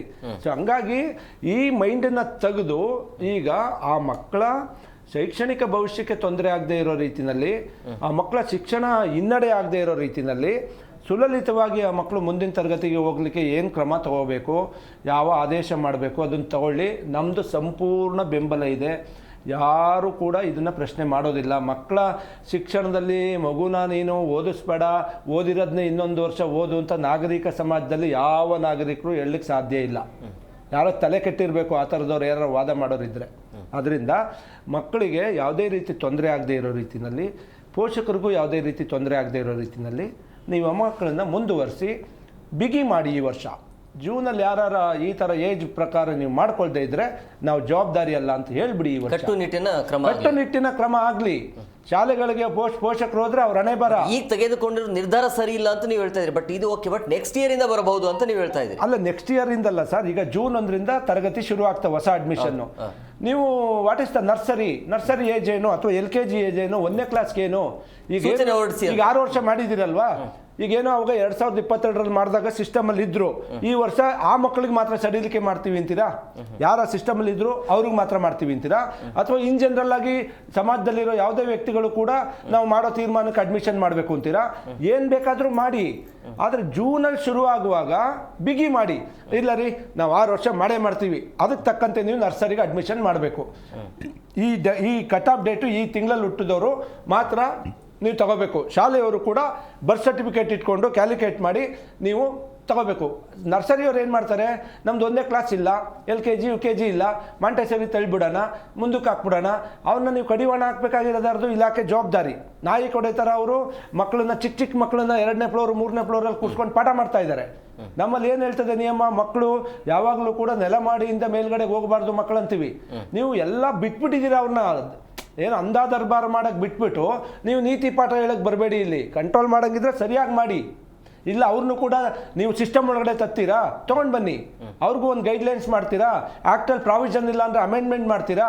ಕಾನ್ಸ್ಟಿಟ್ಯೂಷನ್ಗೆ ಬೇಕಾದ್ರೆ ಅಮೆಂಡ್ಮೆಂಟ್ ಮಾಡಿ, ಏನಾದ್ರು ಒಂದು ತೊಗೊಂಡು ಬನ್ನಿ ನೀವು. ಈ ಪ್ರಸ್ತಾವನೆ ಇಡಿ. ಇದು ಗೊಂದಲಕ್ಕೆ ಸೃಷ್ಟಿಯಾಗೋದ್ರಿಂದ ಅಮಾಯಕ ಪೋಷಕರು ಮತ್ತು ಮಕ್ಕಳು ಇದರ ನೋವು ಅನುಭವಿಸೋದು ಮತ್ತು ಇದರ ಜವಾಬ್ದಾರಿಯನ್ನು ಅವ್ರ ಹೆಗ್ಲ ಮೇಲೆ ಹಾಕೋದಿದೆಯಲ್ಲ, ಅದು ಸರಿಯಾದಂಥ ಕ್ರಮ ಅಲ್ಲ. ಆಮೇಲೆ ಏನೇ ನಿರ್ಧಾರ ಮಾಡಿದ್ರು ಕೂಡ ನೀವು ಬೇಗ ಮಾಡಿ. ಏನೋ ಅರ್ಲಿಯೆಸ್ಟು ಅಕಾಡೆಮಿಕ್ ಮಂತ್ ಮುಗಿಯೋಕ್ಕೆ ಮುಂಚೆ 4 ತಿಂಗಳೇ ಹೇಳ್ಬಿಡಿ ನೀವು, ನಾವು ಜವಾಬ್ದಾರಿ ಅಲ್ಲ ಅಂತ. ಅದು ಈ ವರ್ಷದಿಂದನೇ ಸ್ಟಾರ್ಟ್ ಆಗಬೇಕು. ಈಗೇನು ಮಕ್ಕಳು ಈಗ ಆಲ್ರೆಡಿ ಸಿಸ್ಟಮಲ್ಲಿ ಇದ್ದಾರೆ, ಈ ವರ್ಷ 25, 26 ಕಂಟಿನ್ಯೂ ಆಗಲಿ ಅಂತ ಕಂಟಿನ್ಯೂ ಆಗಬೇಕು. ಬೇಕಾದ್ರೆ 27, 28ಗೆ ನೀವು ಬದಲಾವಣೆ ಮಾಡ್ತೀವಿ. ಅದು ಏನು ಅಂದರೆ ಬುಡ ಸರಿ ಮಾಡಬೇಕು. ಇವಾಗ ನೀವು ನರ್ಸರಿ ಸರಿ ಮಾಡಿದ್ರೆ ಅವಾಗ ಸಹಜವಾಗಿ ಎಲ್ಲ ಏನು ಮಾಡ್ತಾರೆ, ಅದನ್ನ ಫಾಲೋ ಮಾಡ್ಕೊಂಡು ಹೋಗ್ತಾರೆ. ಅದನ್ನ ಈಗಲೇ ಹೇಳ್ಬಿಡಿ. ಇದನ್ನು ಕೂಡ ನೀವು ಅಕಾಡೆಮಿಕ್ ಸ್ಟಾರ್ಟ್ ಆದ್ಮೇಲೆ ಹೇಳಿದ್ರೆ, ಈಗ ಆಲ್ರೆಡಿ ಫೀಸ್ ಕಟ್ಬಿಟ್ಟಿರ್ತಾರೆ, ವಾಪಸ್ ದುಡ್ಡು ಕೊಡಲ್ಲ. ಯಾರು ವಸೂಲು ಮಾಡ್ಕೊಡೋರು? ಯಾರು ಆದೇಶ ಬರೀತಾರಲ್ಲ ಅವ್ರು ಬಂದು ವಸೂಲು ಮಾಡ್ತಾರೆ. ಸಮಸ್ಯೆ ಇರೋದು ನಗರ ಭಾಗದಲ್ಲಿ ಸರ್. ಗ್ರಾಮೀಣ ಭಾಗದಲ್ಲಿ ಕೆಲವೊಬ್ರು LKG ಹಾಕೋದಿಲ್ಲ, ನೇರವಾಗಿ 1ನೇ ತರಗತಿಯಲ್ಲಿ. ಈಗಲೂ ಕೂಡ ಗ್ರಾಮೀಣ ಪ್ರದೇಶದಲ್ಲಿ ಅಲ್ಲಲ್ಲಿ ಮಠಮಾನ್ಯಗಳು ಇಂಗ್ಲೀಷ್ ಮೀಡಿಯಮನ್ನು ತರೀತಿದ್ದಾವೆ. LKG UKGನ ಆರಂಭ ಮಾಡ್ತಿದ್ದಾವೆ. ಈಗೇನು ಇವತ್ತು ನಾವು ತೀರಾ ರಿಮೋಟ್ ವಿಲೇಜ್ಗಳಲ್ಲಿ ನಾವು ಎಲ್ಲೆಲ್ಲಿ ಬಸ್ಸು ಹೋಗೋದಕ್ಕೆ ವ್ಯವಸ್ಥೆ ಇರಲ್ಲ, ರಸ್ತೆ ಇರಲ್ಲ, ಬಸ್ ಇರಲ್ಲ, ನಾವೇನು ಮುಂಬೈ ಕರ್ನಾಟಕ ಮತ್ತು ಹೈದರಾಬಾದ್ ಕರ್ನಾಟಕ ಅಂಥ ಕಡೆ ಬಿಟ್ಟರೆ, ಉತ್ತರ ಕರ್ನಾಟಕ ಬಿಟ್ಟರೆ ಭಾಳಷ್ಟು ಕಡೆ ಶಿಕ್ಷಣ ಭಾಳ ವೇಗವಾಗಿ ಬೆಳೀತಾ ಇದೆ. ಮತ್ತು ಗ್ರಾಮೀಣ ಪ್ರದೇಶದಲ್ಲೂ ಕೂಡ ನಿಮಗೆ ಒಳ್ಳೊಳ್ಳೆಯ ಕ್ವಾಲಿಟಿ ಎಜುಕೇಷನ್ ಸಿಗಬೇಕು ಅನ್ನೋ ಕಾರಣಕ್ಕೆ ಕಿಂಡರ್ ಗಾರ್ಡನ್ಗಳು, ನರ್ಸರಿಗಳು ಸ್ಟಾರ್ಟ್ ಆಗ್ತಾ ಇದ್ದಾವೆ. ಅದು ಮುಂದೆ ನಮಗೆ ಹೋಗ್ತಾ ಬೆಳೀತಾ ಹೋಗ್ತದೆ. ಈಗ ಮಕ್ಕಳನ್ನ ಪೋಷಣೆ ಮಾಡದೇ ಇರೋದು, ಯಾಕಂದ್ರೆ ಸಮಯ ಇಲ್ಲ ಅಂತ ಹೇಳಿ ಮಕ್ಕಳನ್ನ ಬೇಗ ಸ್ಕೂಲ್ಗಳಿಗೆ ಕಳಿಸಬೇಕು ಅನ್ನುವಂಥ ಲೆಕ್ಕಾಚಾರ ಪೋಷಕರಲ್ಲೂ ಕೂಡ ಇದೆ ಅನ್ನುವಂಥ ಪ್ರಶ್ನೆ ಕೂಡ ಹುಟ್ಕೊಳ್ತಾ ಇದೆ, ಪ್ರಮುಖವಾಗಿ ನಗರ ಭಾಗದಿಲ್ಲ, ಗ್ರಾಮೀಣ ಭಾಗದಲ್ಲಿ. ಸೊ 1 ವರ್ಷ ಮನೆಯನ್ನು ಯಾರು ನೋಡ್ಕೋತಾರೆ ಅನ್ನುವಂಥ ಆ ರೀತಿಯ ಲೆಕ್ಕಾಚಾರದಿಂದ ಮಕ್ಕಳು ಬೇಗ ಸ್ಕೂಲ್ಗೆ ಹೋಗಲಿ ಅಂಥೇಳಿ. ಹೌದು, ಅದು ಖಂಡಿತ ಉಟ್ಕೊಂತಿದೆ, ಇಲ್ಲ ಅಂತ ಹೇಳಲ್ಲ. ಬಟ್ ಅದರ ಸರ್ಕಾರ ಏನು ಮಾಡ್ತಿದೆ ಈಗ, ಒನ್ ಇಯರ್ ಆಗಿದ ತಕ್ಷಣ ಒಂದು ಐಟಮ್ಗೂ ತುಂಬ ಬೆಲೆ ಮಾಡ್ತಿದೆ. ಈಗ ಏನೋ ಒಂದು 10 ರೂಪಾಯಿ ಇರೋದು ಅದು 12 ರೂಪಾಯಿ, ಈ ಥರ ಪ್ರತಿಯೊಂದು ಐಟಮ್ ಮೇಲೂ ಅದು ಮಾಡಿದಾಗ ಸೊ ಇವಾಗ ಬೆಂಗಳೂರು ಒಳಗಡೆ ಇರೋರಿಗೆ ಏನಾಗುತ್ತೆ, ಜೀವನ ದುಡಿಲೇಬೇಕು, ದುಡಿಲಿಲ್ಲ ಅಂತಂದರೆ ಸೊ ಲೈಫ್ ಇಲ್ಲ. ಸೊ ಅವ್ರು ಏನು ಮಾಡ್ತಾರೆ, ಆ ಟೈಮಲ್ಲಿ ಮಗು ನೋಡ್ಕೋಬೇಕಾ ಇಲ್ಲ ಲೈಫ್ ಲೀಡ್ ಮಾಡಬೇಕಾ ಅದು ನೋಡಲ್ಲ. ಹಾಗಾಗಿ ಪೇರೆಂಟ್ಸ್ ಅರ್ಜೆಂಟಲ್ಲಿ ಹಾಕೋದು ಸಹಜ. ಬಟ್ ಇಲ್ಲಿ ಏನಾಗ್ತಿದೆ, ಸರ್ಕಾರ 1 ರೂಪಾಯಿನೂ ತುಂಬ ಅದು ಸಲನೂ ಜಾಸ್ತಿ ಮಾಡ್ತಾ ಇರೋದ್ರಿಂದ ಸೊ ಅದು ಪೇರೆಂಟ್ಸ್ ಮೇಲೆ ಎಫೆಕ್ಟ್ ಆಗ್ತಿದೆ. ಆ ಪೇರೆಂಟ್ಸ್ ಏನು ಮಾಡ್ತಿದ್ದಾರೆ, ಸೊ ಮಕ್ಳ ಮೇಲೆ ಇದು ಮಾಡ್ತಿದ್ದಾರೆ. ಸೊ ನೋಡ್ಕೊಳಕ್ಕೆ ಯಾರೂ ಇಲ್ಲ, ನಾವು ಹಾಕಬೇಕು, ನಾವು ದುಡಿಯೋಕೆ ಹೋಗಬೇಕು, ಇದು 1 ರೂಪಾಯಿನೂ ಜಾಸ್ತಿ ಆಯಿತು ಅಂತಂದರೆ ಏನು ಮಾಡೋಕ್ಕಾಗುತ್ತೆ ಅನ್ನೋ ಒಂದು ಇದ್ರ ಮೇಲೆ ಪೇರೆಂಟ್ಸ್ ಆಗ್ತಿದ್ದಾರೆ. ಸೊ ಈ ಸರ್ಕಾರ ಇದು ಜಾಸ್ತಿ ಮಾಡ್ತಾ ಇರೋದ್ರಿಂದ ಅಲ್ವಾ ಪೇರೆಂಟ್ಸ್ ಕೂಡ ಅದು ಪ್ರೆಸರ್ ಆಗಿ ಮಕ್ಳನ್ನ ಅಲ್ಲಿಗೆ ಆಗ್ತಿರೋದು. ಸೊ ಅದಕ್ಕೆ ಸರ್ಕಾರ ಏನಾದರೂ ನಿರ್ಧಾರಕ್ಕೆ ಬರಬೇಕು ಈ ಥರ ಆದಾಗ. ಸೊ ಆಗ್ತಿರೋದೇನೋ ಕಾಮನ್, ಇಲ್ಲ ಅಂತ ಹೇಳಲ್ಲ, ಬಟ್ ಅದು ಅದಕ್ಕೆ ಸರ್ಕಾರದಿಂದಾನೇ ಪ್ರಾಬ್ಲಮ್ ಆಗ್ತಿದೆ ಅಂತಲೇ ಹೇಳ್ಬೋದು. ಸರ್ಕಾರದಿಂದ ಪ್ರಾಬ್ಲಮ್ ಅಲ್ಲ, ಅವ್ರು ಹೇಳ್ತಾ ಇರೋದು ಒಂದು ವಯಸ್ಸು ಒಂದು 6 ವರ್ಷ ಇರಲಿ ಅಂತ. 5 ಇತ್ತು, ಬಟ್ ಈಗ 6 ವರ್ಷದಿಂದ ಮಾಡಲಿ, ಅಲ್ಲಿಂದ ಚೆನ್ನಾಗಿರುತ್ತೆ ಅಂತ. ಯಾಕೆ ಅಂತ ಹೇಳಿದ್ರೆ ಇತ್ತೀಚೆಗೆ ಮಕ್ಕಳನ್ನ ಓದು A for apple, B for ball ಅನ್ನುವಂಥ ಒತ್ತಡ ಇದೆಯಲ್ಲ, ಅದರಿಂದನೂ ಕೂಡ ಆರೋಗ್ಯದ ಮೇಲೆ ಸಮಸ್ಯೆ ಆಗ್ಬಹುದಲ್ಲ ಮಕ್ಕಳಿಗೆ. ಆಗ್ಬೋದು ಅಂತಂದ್ರೆ ಸೊ ಈಗ ಓದಿರೋ ಮಕ್ಳನ್ನ ಏನು ಮಾಡೋದು, ಈಗ ಓದಿ ಇವಾಗ ಆಲ್ರೆಡಿ UKG ಮುಗ್ದೋಗಿದೆ, ಆ ಮಕ್ಳನ್ನ ಏನು ಮಾಡೋದು, ಅವ್ರು ನಾವು ಕಲ್ತಿದ್ವಿ, ನಾವು ಫಸ್ಟ್ ಸ್ಟ್ಯಾಂಡರ್ಡಿಗೆ ಹೋಗ್ಲೇಬೇಕು ಅಂತಾರೆ. ಆ ಮಕ್ಳನ್ನ ಹೇಗೆ ಮಾಡೋದು? ಇವಾಗ ಓದೇ ಇರೋ ಮಕ್ಳಿಗೆ ಈ ಥರ ಪ್ರಾಬ್ಲಮ್ ಅಂತ ಅಂದ್ರೆ ಅದು ಪ್ರೆಸರ್ ಆಗ್ತಿದೆ ಅಂತ ಬೇರೆ ಮಕ್ಳಿಗೆ ಎಲ್ಲ ಕಂಪೇರ್ ಮಾಡಿದ್ರೆ ಸೊ ಈಗ ಓದಿರೋ ಮಕ್ಳು ಕೂಡ ಕ್ವಶನ್ ಮಾಡ್ತಾರೆ, ನಾವು ಓದಿದೀವಲ್ಲ, ನಾವ್ಯಾಕೆ ಮತ್ತೆ ಹಾಗೆ ಕುತ್ಕೋಬೇಕು. ನೀವ್ ಹೇಳ್ತಾ ಇರೋದು ಈ 1 ವರ್ಷ ಎಕ್ಸ್ಕ್ಯೂಸ್ ಕೊಳ್ಳಿ ಅಂತ ಹೇಳಿ. ಈ 1 ವರ್ಷ ಏನಿದೆ ನಿಯಮ, ನೀವು ಮುಂಚೆನೆ ಈಗ 2025-26 ಇದೆಯಲ್ಲ, ಅದನ್ನ ಇವಾಗ್ಲಿಂದಾನೆ ಕಟ್ಟುನಿಟ್ಟು ನಿಯಮ ಜಾರಿ ಆದ್ರೆ ನೆಕ್ಸ್ಟ್ ಅದು ಏನು ಸಮಸ್ಯೆ ಆಗಲ್ಲ ಅಂತ ಬರಲ್ಲ ಅಂತ. ಸಮಸ್ಯೆಗಳು ಬರಲ್ಲ. ಇವ್ರು ಸ್ಟಾರ್ಟಿಂಗ್ ಇಂದ ಇವಾಗ ಲಾಸ್ಟ್ ಇಯರ್ ಸೊ ಇದೇ ಪ್ರಾಬ್ಲಮ್ ಆದಾಗ ಅವಾಗಲೇ ಒಂದು ಸ್ಟ್ಯಾಂಡಿಂಗ್ ಡಿಸಿಷನ್ ತಗೊಂಡಿದ್ರು. ಸೊ ಈ ಇಯರ್ ಯಾರಿಗೂ ಪ್ರಾಬ್ಲಮ್ ಆಗ್ತಿರ್ಲಿಲ್ಲ. ಸೊ ಈ ಇಯರ್ ಇವಾಗ ಓಕೆ UKG ಇಂದ ಫಸ್ಟ್ ಸ್ಟ್ಯಾಂಡರ್ಡ್ ಇರಲ್ಲ ಮಕ್ಕಳು, ಫಸ್ಟ್ ಸ್ಟ್ಯಾಂಡರ್ಡಿಗೆ ವಾಪಸ್ ಕುತ್ಕೊಳ್ಳೋಕ್ಕಾಗತ್ತಾ ಸೆಕೆಂಡ್ ಸ್ಟ್ಯಾಂಡರ್ಡಿಗೆ ಹೋಗದೆ? ಸೊ ಅವ್ರಿಗೂ ಮೆಂಟಲಿ ಅವರು ಪ್ರಿಪೇರ್ ಆಗಿರ್ತಾರೆ. ಸೊ ಮಕ್ಳಿಗೆ ಈಗಿನ ಜನ್ರೇಷನಲ್ಲಿ ಮಕ್ಳಿಗೆ ನಾವೇನು ಹೇಳೋ ಅಷ್ಟೇ ಇಲ್ಲ, ಅವರಿಗೆಲ್ಲ ಅರ್ಥ ಆಗುತ್ತೆ, ಎಲ್ಲ ಗೊತ್ತಿರುತ್ತೆ. ಆಗಿರ್ಬೇಕಾದ್ರೆ ನಾವು ಅದ್ರ ಮಕ್ಳ ಹತ್ರ ಏನೂ ಮಾತಾಡೋಕ್ಕಾಗಲ್ಲ. ಇದು ಆ ಥರ ತಗೋಬೇಕಂತಂದರೆ ಈ ವರ್ಷ ಇದೇನು ಇವಾಗ ಜಾರಿ ಮಾಡ್ತಿದ್ದಾರೆ ಅದನ್ನು ಈಗಿರೋ UKG ಮಕ್ಕಳು LKG ಅವ್ರು ಮುಂದುವರಿಬೇಕು. ಇಲ್ಲಿಂದ ಆಚೆಗೆ ಅವರು ಒಂದು ಕಠಿಣವಾದ ನಿರ್ಧಾರ ತೊಗೊಂಡು ಸೊ ಅದನ್ನ ಅಲ್ಲಿಗೆ ಬ್ರೇಕ್ ಮಾಡಬೇಕು. ಒಂದು ಒಳ್ಳೆ ನಿರ್ಧಾರಕ್ಕೆ ಬರಲೇಬೇಕಾಗುತ್ತೆ. ಸರ್ಕಾರ ಆಗಿರ್ಬೋದು, ಶಿಕ್ಷಣ ಇಲಾಖೆಯವರಾಗಿರ್ಬೋದು. ಸೊ ಒಂದು ಕಠಿಣವಾದ ನಿರ್ಧಾರಕ್ಕೆ ಬಂದು ನಿಂತ್ಕೊಳ್ಳೇಬೇಕಾಗುತ್ತೆ. ಇಲ್ಲ ವರ್ಷ ಇದೇ ಪ್ರಾಬ್ಲಮ್ ಆಯ್ತು ಅಂದರೆ ಪೇರೆಂಟ್ಸ್ಗೂ ಪ್ರಾಬ್ಲಮ್ಮು, ಸೊ ಚಿಲ್ಡ್ರನ್ಸ್ಗೂ ಪ್ರಾಬ್ಲಮ್ ಆಗುತ್ತೆ. ಪೇರೆಂಟ್ಸ್ ನಿಯಮ ಬರಬೇಕು ಅಂದ್ರೆ ಇಂಡೈರೆಕ್ಟ್ ಆಗಿ LKG UKG ಸ್ಕೂಲ್ಗಳಿಗೆ ಲಾಭ ತರುವಂತ ಕೆಲಸವನ್ನು ಈ ಸರ್ಕಾರ ಮಾಡ್ತಾ ಇದೆ ಅಂತ ಹೇಳ್ತಾ ಇದೆ. ಸರ್ ಇಲ್ಲಿ ಲಾಭ ನಷ್ಟದ ಪ್ರಶ್ನೆ ಬರಲ್ಲ. ಅಂದ್ರೆ ಈಗ ಅನಿವಾರ್ಯವಾಗಿ ಪೋಷಕರು 1 ವರ್ಷ ಅದನ್ನ ಫೀಸ್ನ ಕಟ್ಟಲೇಬೇಕಾಗುತ್ತೆ. ನಾನು ಈ ವಯೋಮಿತಿ ನಿರ್ಧಾರಗಳಲ್ಲಿ ಸರ್ಕಾರಗಳನ್ನ ನಾನು ಟೀಕೆ ಮಾಡಕ್ ಹೋಗೋದಿಲ್ಲ. ಯಾಕೆ ಅಂತಂದ್ರೆ ನಮ್ಮ ಶಿಕ್ಷಣ ವ್ಯವಸ್ಥೆ ಹೇಗಿದೆ ಅಂತ ಹೇಳಿದ್ರೆ ಒಬ್ಬ ಆಫೀಸರು ಆಯುಕ್ತರಾಗಿ ಬರ್ತಾರೆ, ಅವ್ರದ್ದು ಐಡಿಯಾಲಜಿನೆಲ್ಲ ತಂದು ಆ ಮಕ್ಕಳ ಮೇಲೆ ಪ್ರಯೋಗ ಮಾಡ್ತಾರೆ. ಅಂದರೆ ತನ್ನ ಐಡಿಯಾಲಜಿನ ಒಂದು ರೀತಿ ಲ್ಯಾಬೋರೇಟ್ರಿ ಮಾಡಿಕೊಂಡು ಆ ಮಕ್ಕಳ ಮೇಲೆ ಪ್ರಯೋಗ ಮಾಡಿ ಮಾಡಿ ಮಾಡಿ ಮಾಡಿ ಆ ಮಕ್ಕಳನ್ನ ನಿಧಾನದಲ್ಲಿ ಆ ಮಕ್ಕಳನ್ನ ಕುಗ್ಗಿಸ್ತಾ ಬರ್ತಿದ್ದಾರೆ. ಇವರು ಯಾಕೆ ಆದೇಶ ಮಾಡ್ತಾರೆ, ಏನು ಮ್ಯಾಂಡೇಟು, ಎಷ್ಟು ಜನ ಅರ್ಜಿ ಕೊಟ್ಟಿದ್ರು 1ನೇ ತರಗತಿಗೆ 6 ವರ್ಷ ತುಂಬಿರಬೇಕು ಅಂತ, ಪಬ್ಲಿಕ್ ಹಿಯರಿಂಗ್ ಆಗಿದೆಯಾ, ಯಾವ ಕಾರಣಕ್ಕೆ ಮಾಡಿದ್ದೇವೆ, ಸೈಂಟಿಫಿಕ್ ರೀಸನ್ ಹಿಂಗಿದೆ, ಸಮಾಜದ ಮುಂದೆ ಹೇಳಿ ನೀವು ಬಂದು ಮಾಡಿರೋರು. ಆದೇಶ ಇಂಥ ಕಾರಣಕ್ಕೆ ಮಾಡಿದ್ದೀವಿ, ಈ ರೀಸನ್ಗೋಸ್ಕರ ಮಾಡಿದ್ದೀವಿ, ಈ ಥರದ್ದು ಸರ್ವೆ ಆಗಿದೆ, ಮಕ್ಕಳ ಸಂಖ್ಯೆ ಇಷ್ಟಿದೆ. ಈಗ ನಾವು ಜನನ ಮತ್ತು ಮರಣ ನೋಂದಣಿ ಇಲಾಖೆಯಿಂದ ಸ್ಟ್ಯಾಟಿಸ್ಟಿಕ್ಸ್ ತೊಗೊಂಡ್ವಿ. ನಾವು ಸ್ಟ್ಯಾಟಿಸ್ಟಿಕ್ ಇಟ್ಕೊಂಡು 5 ಲಕ್ಷ ಜನ ಅಂತ ಮಾತಾಡ್ತಾ ಇದ್ದೀವಿ. 5 ಲಕ್ಷ ಜನ ಇವತ್ತು ಕೂಡ ಸರ್ಕಾರ ಚೆಕ್ ಮಾಡ್ಕೋಬೋದು, ಅವ್ರದ್ದೇ ಡಿಪಾರ್ಟ್ಮೆಂಟ್ ಅವರೇ ಕೊಟ್ಟಿರೋ ರಿಪೋರ್ಟ್ ಪ್ರಕಾರ ನಾವು ಹೇಳ್ತಾ ಇದ್ದೀವಿ. ನಾವು 5 ಲಕ್ಷ ಜನ ಅಂತ ನಾವು ಕಲ್ಪನೆ ಮಾಡಿಕೊಂಡು ಸೃಷ್ಟಿ ಮಾಡ್ಕೊಂಡು ಮಾತಾಡ್ತಾ ಇಲ್ಲ. ಅದು ಏನು ಯಾರಿಗೆ ಎಫೆಕ್ಟ್ ಆಗಿದೆ, ಎಫೆಕ್ಟ್ ಆಗ್ತದೆ ಅನ್ನೋದ್ರ ಬಗ್ಗೆ ನಾವು ವೈಜ್ಞಾನಿಕವಾಗಿ ಥೀಸಿಸ್ ಮಾಡಿ ಸರ್ವೆ ಮಾಡಿ ರಿಪೋರ್ಟ್ಸ್ ತೆಗೆದು ಮಾತಾಡ್ತಾ ಇದ್ದೀವಿ. ಸೊ ಸರ್ಕಾರ ಯಾವಾಗಲೂ ಕೂಡ ಶಿಕ್ಷಣಕ್ಕೆ ಹೆಚ್ಚಿನ ಆದ್ಯತೆಯನ್ನು ಕೊಡಬೇಕು, ಶಿಕ್ಷಣ ಮತ್ತು ಆರೋಗ್ಯಕ್ಕೆ ಪ್ರಮುಖ ಆದ್ಯತೆಯನ್ನು ಕೊಡಬೇಕು.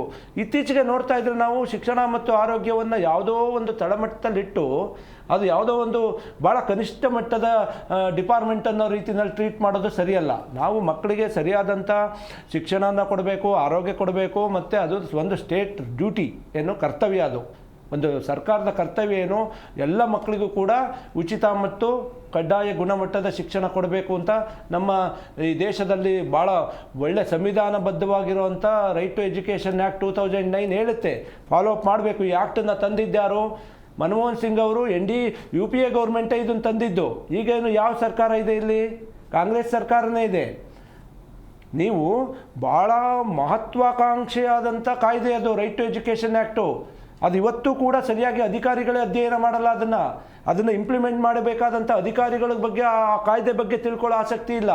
ನಮ್ಮಲ್ಲಿ ಹೆಚ್ಚು ಕಮ್ಮಿ ರೈಟ್ ಟು ಎಜುಕೇಷನ್ ಆ್ಯಕ್ಟು 12(1)ನಲ್ಲಿ ಇಡೀ ಭಾರತ ದೇಶದಲ್ಲಿ ಅದ್ಭುತವಾಗಿ ಸಾಧನೆ ಮಾಡಿದೆ ಕಳೆದ 2012ರಿಂದ ಇಲ್ಲಿವರೆಗೆ.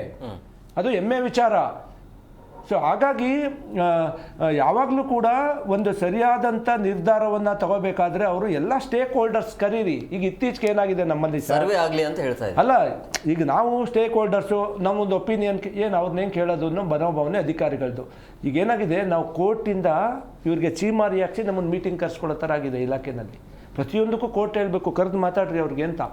ಏನೋ ಒಂದು ಜನರಲ್ ಚರ್ಚೆ ಮಾಡೋದಕ್ಕೂ ಏನಪ್ಪ, ಒಂದು ದೊಡ್ಡ ಪೋಷಕ ಸಂಘಟನೆ ಇದೆ, ಒಂದು ಸ್ಕೂಲ್ ಮ್ಯಾನೇಜ್ಮೆಂಟ್ ಅಸೋಸಿಯೇಷನ್ ಇದೆ, ಶಿಕ್ಷಣ ತಜ್ಞರಿದ್ದಾರೆ, ಇವರೆಲ್ಲರನ್ನೂ ಕರೆದು ಒಪಿನಿಯನ್ ಕೇಳೋಣ, ಇದ್ರ ಬಗ್ಗೆ ಪ್ರಜ್ಞೆನೇ ಇಲ್ಲ ಯಾರಿಗೂ.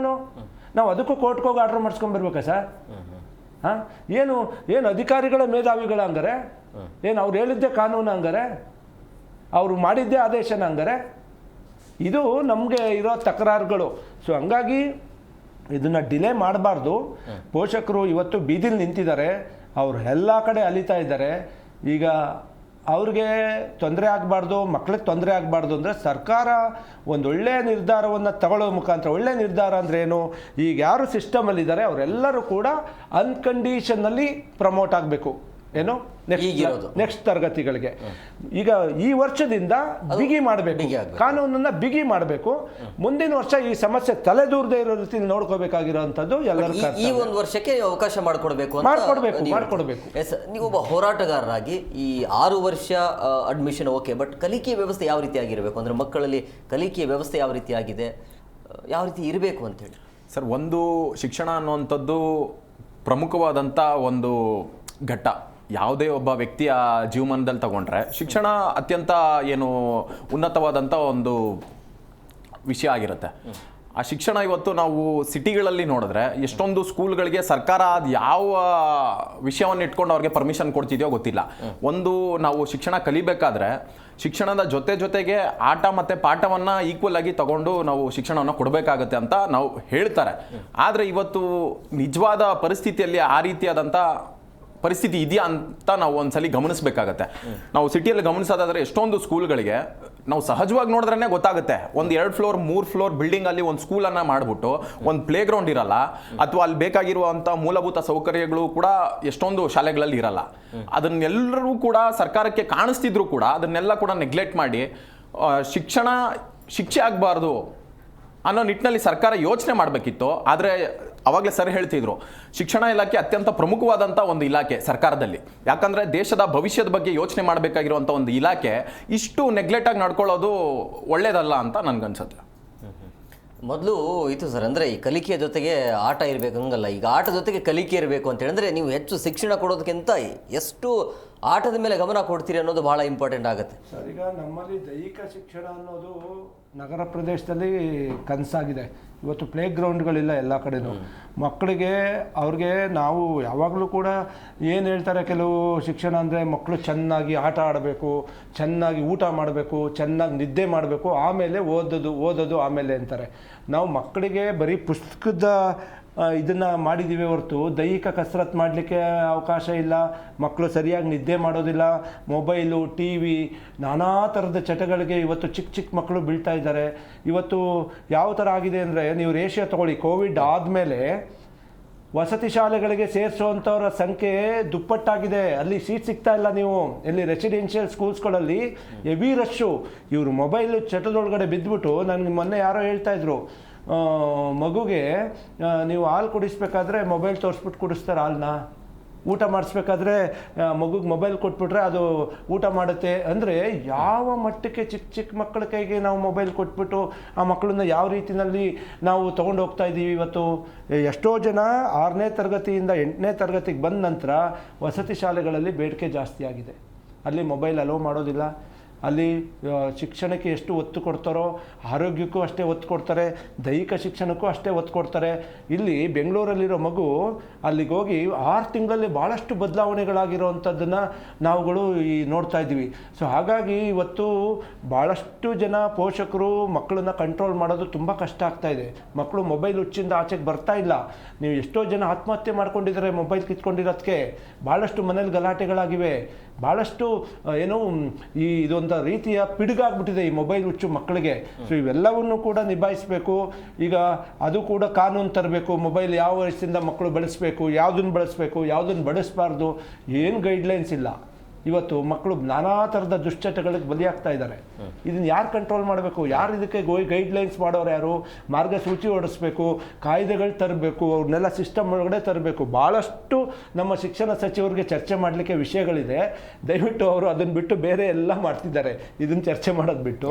ಸೊ ಹಾಗಾಗಿ ಈಗ ಸರ್ಕಾರ ಒಳ್ಳೆ ನಿರ್ಧಾರ ತಗೋಬೇಕು. ಇಲ್ಲಾಂದರೆ ಅದು ಎಲ್ಲಿಗೆ ಹೋಗುತ್ತೋ ಈ ಹೋರಾಟ ನಾವು ಹೇಳಲಿಕ್ಕೆ ಬರಲ್ಲ. ಎಸ್ ವಿದ್ಯಾ ಮೇಡಮ್, ಈಗ ನಿಮ್ಮ ಮಕ್ಕಳನ್ನು ಶಿಕ್ಷಣ ಇಲಾಖೆಯಿಂದ ಅಂದರೆ ಗೌರ್ಮೆಂಟ್ ಯಾವ ರೀತಿಯಾಗಿ ನೋಡ್ಕೊಳ್ಬೇಕಾಗತ್ತೆ, ಕಲಿಕೆಯ ವ್ಯವಸ್ಥೆ ಹೇಗಿದೆ, ಮತ್ತು ಈ ನಿಯಮದ ಬಗ್ಗೆ ನಿಮ್ಮ ಅಭಿಪ್ರಾಯ ಏನು? ಅಂದರೆ ನಿಯಮ ಬದಲಾವಣೆ ಆಗಬೇಕು ಅಂತನಾ ಅಥವಾ ಮೊದಲು 2022 ಹಿಂದೆ ಇರುವಂಥ ನಿಯಮನೇ ಬೇಕಾ, ಹೇಗೆ ಅಂತ? ಇಲ್ಲ, ಇನ್ನು ಅಷ್ಟು ಅವಾಗಿನ ಬದಲಾವಣೆ ಅವಾಗಿಂದು ಕೂಡ ತುಂಬ ಚೆನ್ನಾಗಿತ್ತು ಹೇಳಬೇಕು ಅಂತಂದ್ರೆ. ಅವಾಗೂ ಕೂಡ ತುಂಬ ಚೆನ್ನಾಗಿ ನಡೀತಿತ್ತು. ಈಗ ಹೇಗಾಗಿದೆ ಅಂತ ಅಂದರೆ, ಇನ್ ಕೇಸ್ ಇವಾಗ ಮಕ್ಕಳು ಇವಾಗ UKG ಮಕ್ಕಳು ಅವಾಗೆಲ್ಲ ನಾವು ಓದಬೇಕಾಗಿದ್ರು ಅಷ್ಟೇ 2 years ಬ್ಯಾಕ್ ಎಲ್ಲ ನೋಡೋಕೆ ಹೋದರೆ ಅದು ಫುಲ್ ಟೈಮ್ ಥರ ಮಕ್ಕಳು ಓದ್ತಿದ್ರು ಇಂಟ್ರೆಸ್ಟ್ ಕೊಟ್ಟು. ಈಗ ಅದಿಲ್ಲ ಮಕ್ಕಳಲ್ಲಿ. ಯಾಕೆಂತಂದರೆ ಹೋಗ್ತಾರೆ, ಸೊ ಇವಾಗ 9:30ಗೆ ಹೋಗ್ತಾರೆ, ಸೊ 12:30ಗೆ ಆಚೆ ಬರ್ತಾರೆ, ಇಲ್ಲ 1:30ಗೆ ಆಚೆ ಬರ್ತಾರೆ. ಒಳಗಡೆ ಏನು ಮಾಡ್ತಿದ್ದಾರೆ ಮಕ್ಕಳು?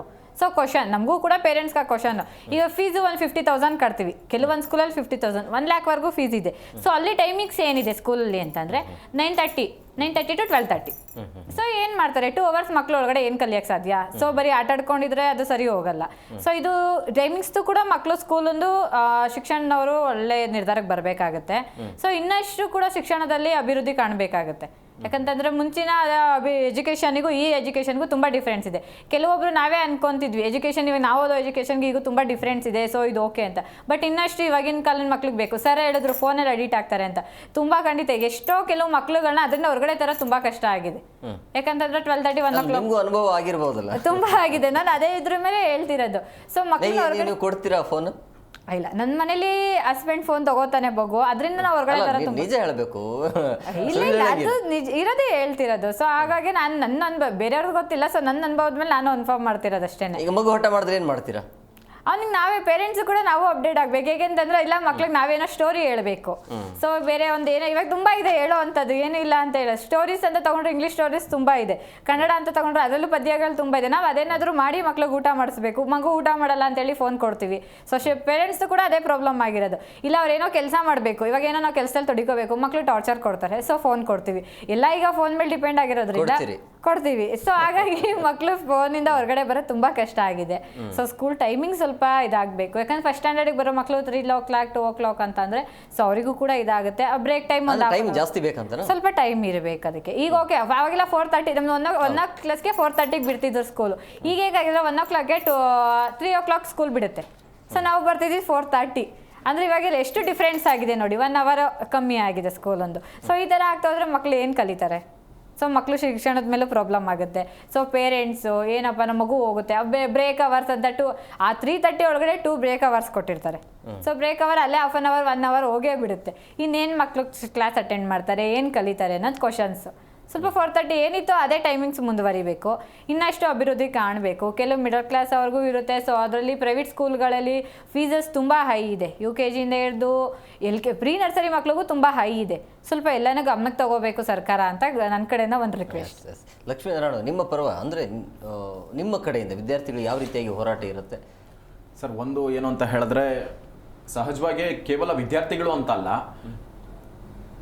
ನಾವು ಕೆಲಸ ಮಾಡುವಂಥ ಏನು ಸಂಘಟನೆ ಮತ್ತು ಒಂದು ಯಾವ ರೀತಿ ಇದೆ ಅಂತ ಹೇಳಿದ್ರೆ ಆ ಬ್ಯಾಕ್ಗ್ರೌಂಡು ಫುಲ್ ಎಜುಕೇಷನ್ ಫ್ಯಾಮಿಲಿಯನ್ನು ಇನ್ವಾಲ್ವ್ ಮಾಡ್ಕೊಂಡು ನಾವು ಮಾಡುವಂಥದ್ದು. ಅದರಲ್ಲಿ ಟೀಚರ್ಸು ಬರ್ತಾರೆ, ಪೇರೆಂಟ್ಸು ಬರ್ತಾರೆ, ಸ್ಟೂಡೆಂಟ್ಸು ಬರ್ತಾರೆ. ಈ ಎಜುಕೇಷನ್ ಫ್ಯಾಮಿಲಿಯಲ್ಲಿ ಇರುವಂಥ ಯಾರಿಗೂ ಕೂಡ ತೊಂದರೆ ಆಗಬಾರ್ದು. ಆ ನಿಟ್ಟಿನಲ್ಲಿ ಯೋಚನೆ ಮಾಡಬೇಕು. ದೇಶದ ಭವಿಷ್ಯ ಚೆನ್ನಾಗಿರ್ಬೇಕಂದ್ರೆ ಮಕ್ಕಳ ಭವಿಷ್ಯ ಚೆನ್ನಾಗಿರಬೇಕು. ಆ ನಿಟ್ಟಿನಲ್ಲಿ ಯಾವ ರೀತಿಯಾದಂಥ ನಿರ್ಧಾರ ಬೇಕೋ ಸರ್ಕಾರ ಯೋಚನೆ ಮಾಡಬೇಕು. ಈ ಎಲ್ಲ ಸ್ಟೇಕ್ ಹೋಲ್ಡರ್ಸ್, ಎಜುಕೇಷನ್ ಫ್ಯಾಮಿಲಿ ಅಂತ ನಾವೇನು ಹೇಳ್ತೀವಿ, ಶಿಕ್ಷಣ ತಜ್ಞರಾಗಿರ್ಬೋದು, ಟೀಚರ್ಸು, ಪೇರೆಂಟ್ಸು, ಸ್ಟೂಡೆಂಟ್ಸು ಕೆಲವ್ರನ್ನ ತಗೊಂಡು ಅವ್ರ ಒಪಿನಿಯನ್ ಏನಿದೆ, ಯಾವ ರೀತಿ ಮಾಡಿದ್ರೆ ಸರಿ ಹೋಗುತ್ತೆ, ಯಾರಿಗೂ ತೊಂದರೆ ಆಗ್ದಿರಾ ಒಂದು ನಿರ್ಧಾರವನ್ನು ತಗೊಂಡು ಮುಂದೆ ಹೋಗಬೇಕು ಅಂತ ಸರ್ಕಾರಕ್ಕೆ ನಾನು ಹೇಳೋದಕ್ಕೆ ಇಷ್ಟಪಡ್ತೀನಿ. ಸರ್, ನಿಮ್ಮ ಪ್ರಕಾರ ಕೊನೆಯದಾಗಿ ಏನು ಹೇಳ್ತೀರಿ? ಅಂದರೆ ಈ ಒಂದು ನಿಯಮನೋ ಅಥವಾ ಇನ್ನು ಬೇರೆ ಏನಾದರೂ ಬದಲಾವಣೆ ಆಗಬೇಕು? ಈಗ ಇದು ಒಂದು ರೀತಿಯಲ್ಲಿ ಈ ಇಶ್ಯೂ ಒಂದು ರಾಜ್ಯದಲ್ಲಿ ಒಂದು ಬರ್ನಿಂಗ್ ಇಶ್ಯೂ ಆಗಿ ಅದು ತನ್ನ ಪತನ ಬದಲಾಯಿಸ್ತಾ ಇದೆ. ಇದು ಇನ್ನಷ್ಟು ವಿಕೋಪಕ್ಕೆ ಹೋಗೋದ್ರಿಂದ ಸರ್ಕಾರಕ್ಕೆ ಕೆಟ್ಟ ಹೆಸರು ಬರ್ತದೆ. ಈಗ ಯಾರಾದರೂ ಕೂಡ ಮಕ್ಕಳನ್ನ ಹಿಂದುಳಿಸಿ ಅಂತ ಹೇಳ್ತಾರೆ ಸರ್, ಯಾವ ಕಾರಣಕ್ಕಾದರೂ ಯಾರದೇ ಇರಲಿ, ಏನೋ ಆದೇಶ ಆಗೋಗಿದೆ, ಆಯ್ತಪ್ಪ ನಾನು ಆದೇಶ ಮಾಡಿಬಿಟ್ಟಿದ್ದೀನಿ ಅಂದರೆ ಏನು, ಅದೇನು ಗವರ್ನರು ರಾಷ್ಟ್ರಪತಿ ಅಂಕಿತ ಹಾಕಿದ್ದೀರಾ, ಕ್ಯಾಬಿನೆಟಲ್ಲಿ ಚರ್ಚೆ ಮಾಡಿದ್ದೀರಾ, ಹೌಸಲ್ಲಿ ಚರ್ಚೆ ಮಾಡಿದ್ದೀರಾ? ಏನಿಲ್ಲ ತಾನೇ. ಸಿಂಪಲ್ ಆಗಿದ್ನ ಎಜುಕೇಷನ್ ಮಿನಿಸ್ಟ್ರು, ಚೀಫ್ ಮಿನಿಸ್ಟ್ರು ಕೂತ್ಕೊಂಡು ಅಧಿಕಾರಿಗಳು ಕರೆದು ನೋಡ್ರಿ ಆ ಮಕ್ಕಳಿಗೆ ಅನ್ಯಾಯ ಆಗಬಾರ್ದು, ಮುಂದಕ್ಕೆ ಸರಿಯಾಗಿ ಬಿಗಿಯಾಗಿ ಕಾನೂನು ಮಾಡಿ ಈಗೇನಿದೆ ಆ ಮಕ್ಕಳನ್ನ ಕಂಪ್ಲೀಟಾಗಿ ಪ್ರಮೋಟ್ ಮಾಡಿಬಿಡಿ ಅಂತ ಹೇಳಿದ್ರೆ ವೆರಿ ಸಿಂಪಲ್ ಮ್ಯಾಥಮೆಟಿಕ್ಸ್ ಇದು. ಅದಕ್ಕೆ ಇದನ್ನ ಇನ್ನಷ್ಟು ಬಬ್ಬಲ್ ಗಮ್ ಮಾಡಿ ಎಳ್ಕೊಂಡು ಹೋದರೆ ಇದು ಒಂದು ರೀತಿಯಲ್ಲಿ ಆಂಟಿ ಇನ್ಕಂಬೆನ್ಸಿ ಅಂತೀವಲ್ಲ, ಇದು ಜನರ ಅಭಿಪ್ರಾಯ ಸರ್ಕಾರದ ವಿರುದ್ಧ ರೂಪ ಆದರೆ ತಿರ್ಗಾ ತೆಗಿಯೋಕ್ಕಾಗಲ್ಲ ಮೈಂಡಿಂದ.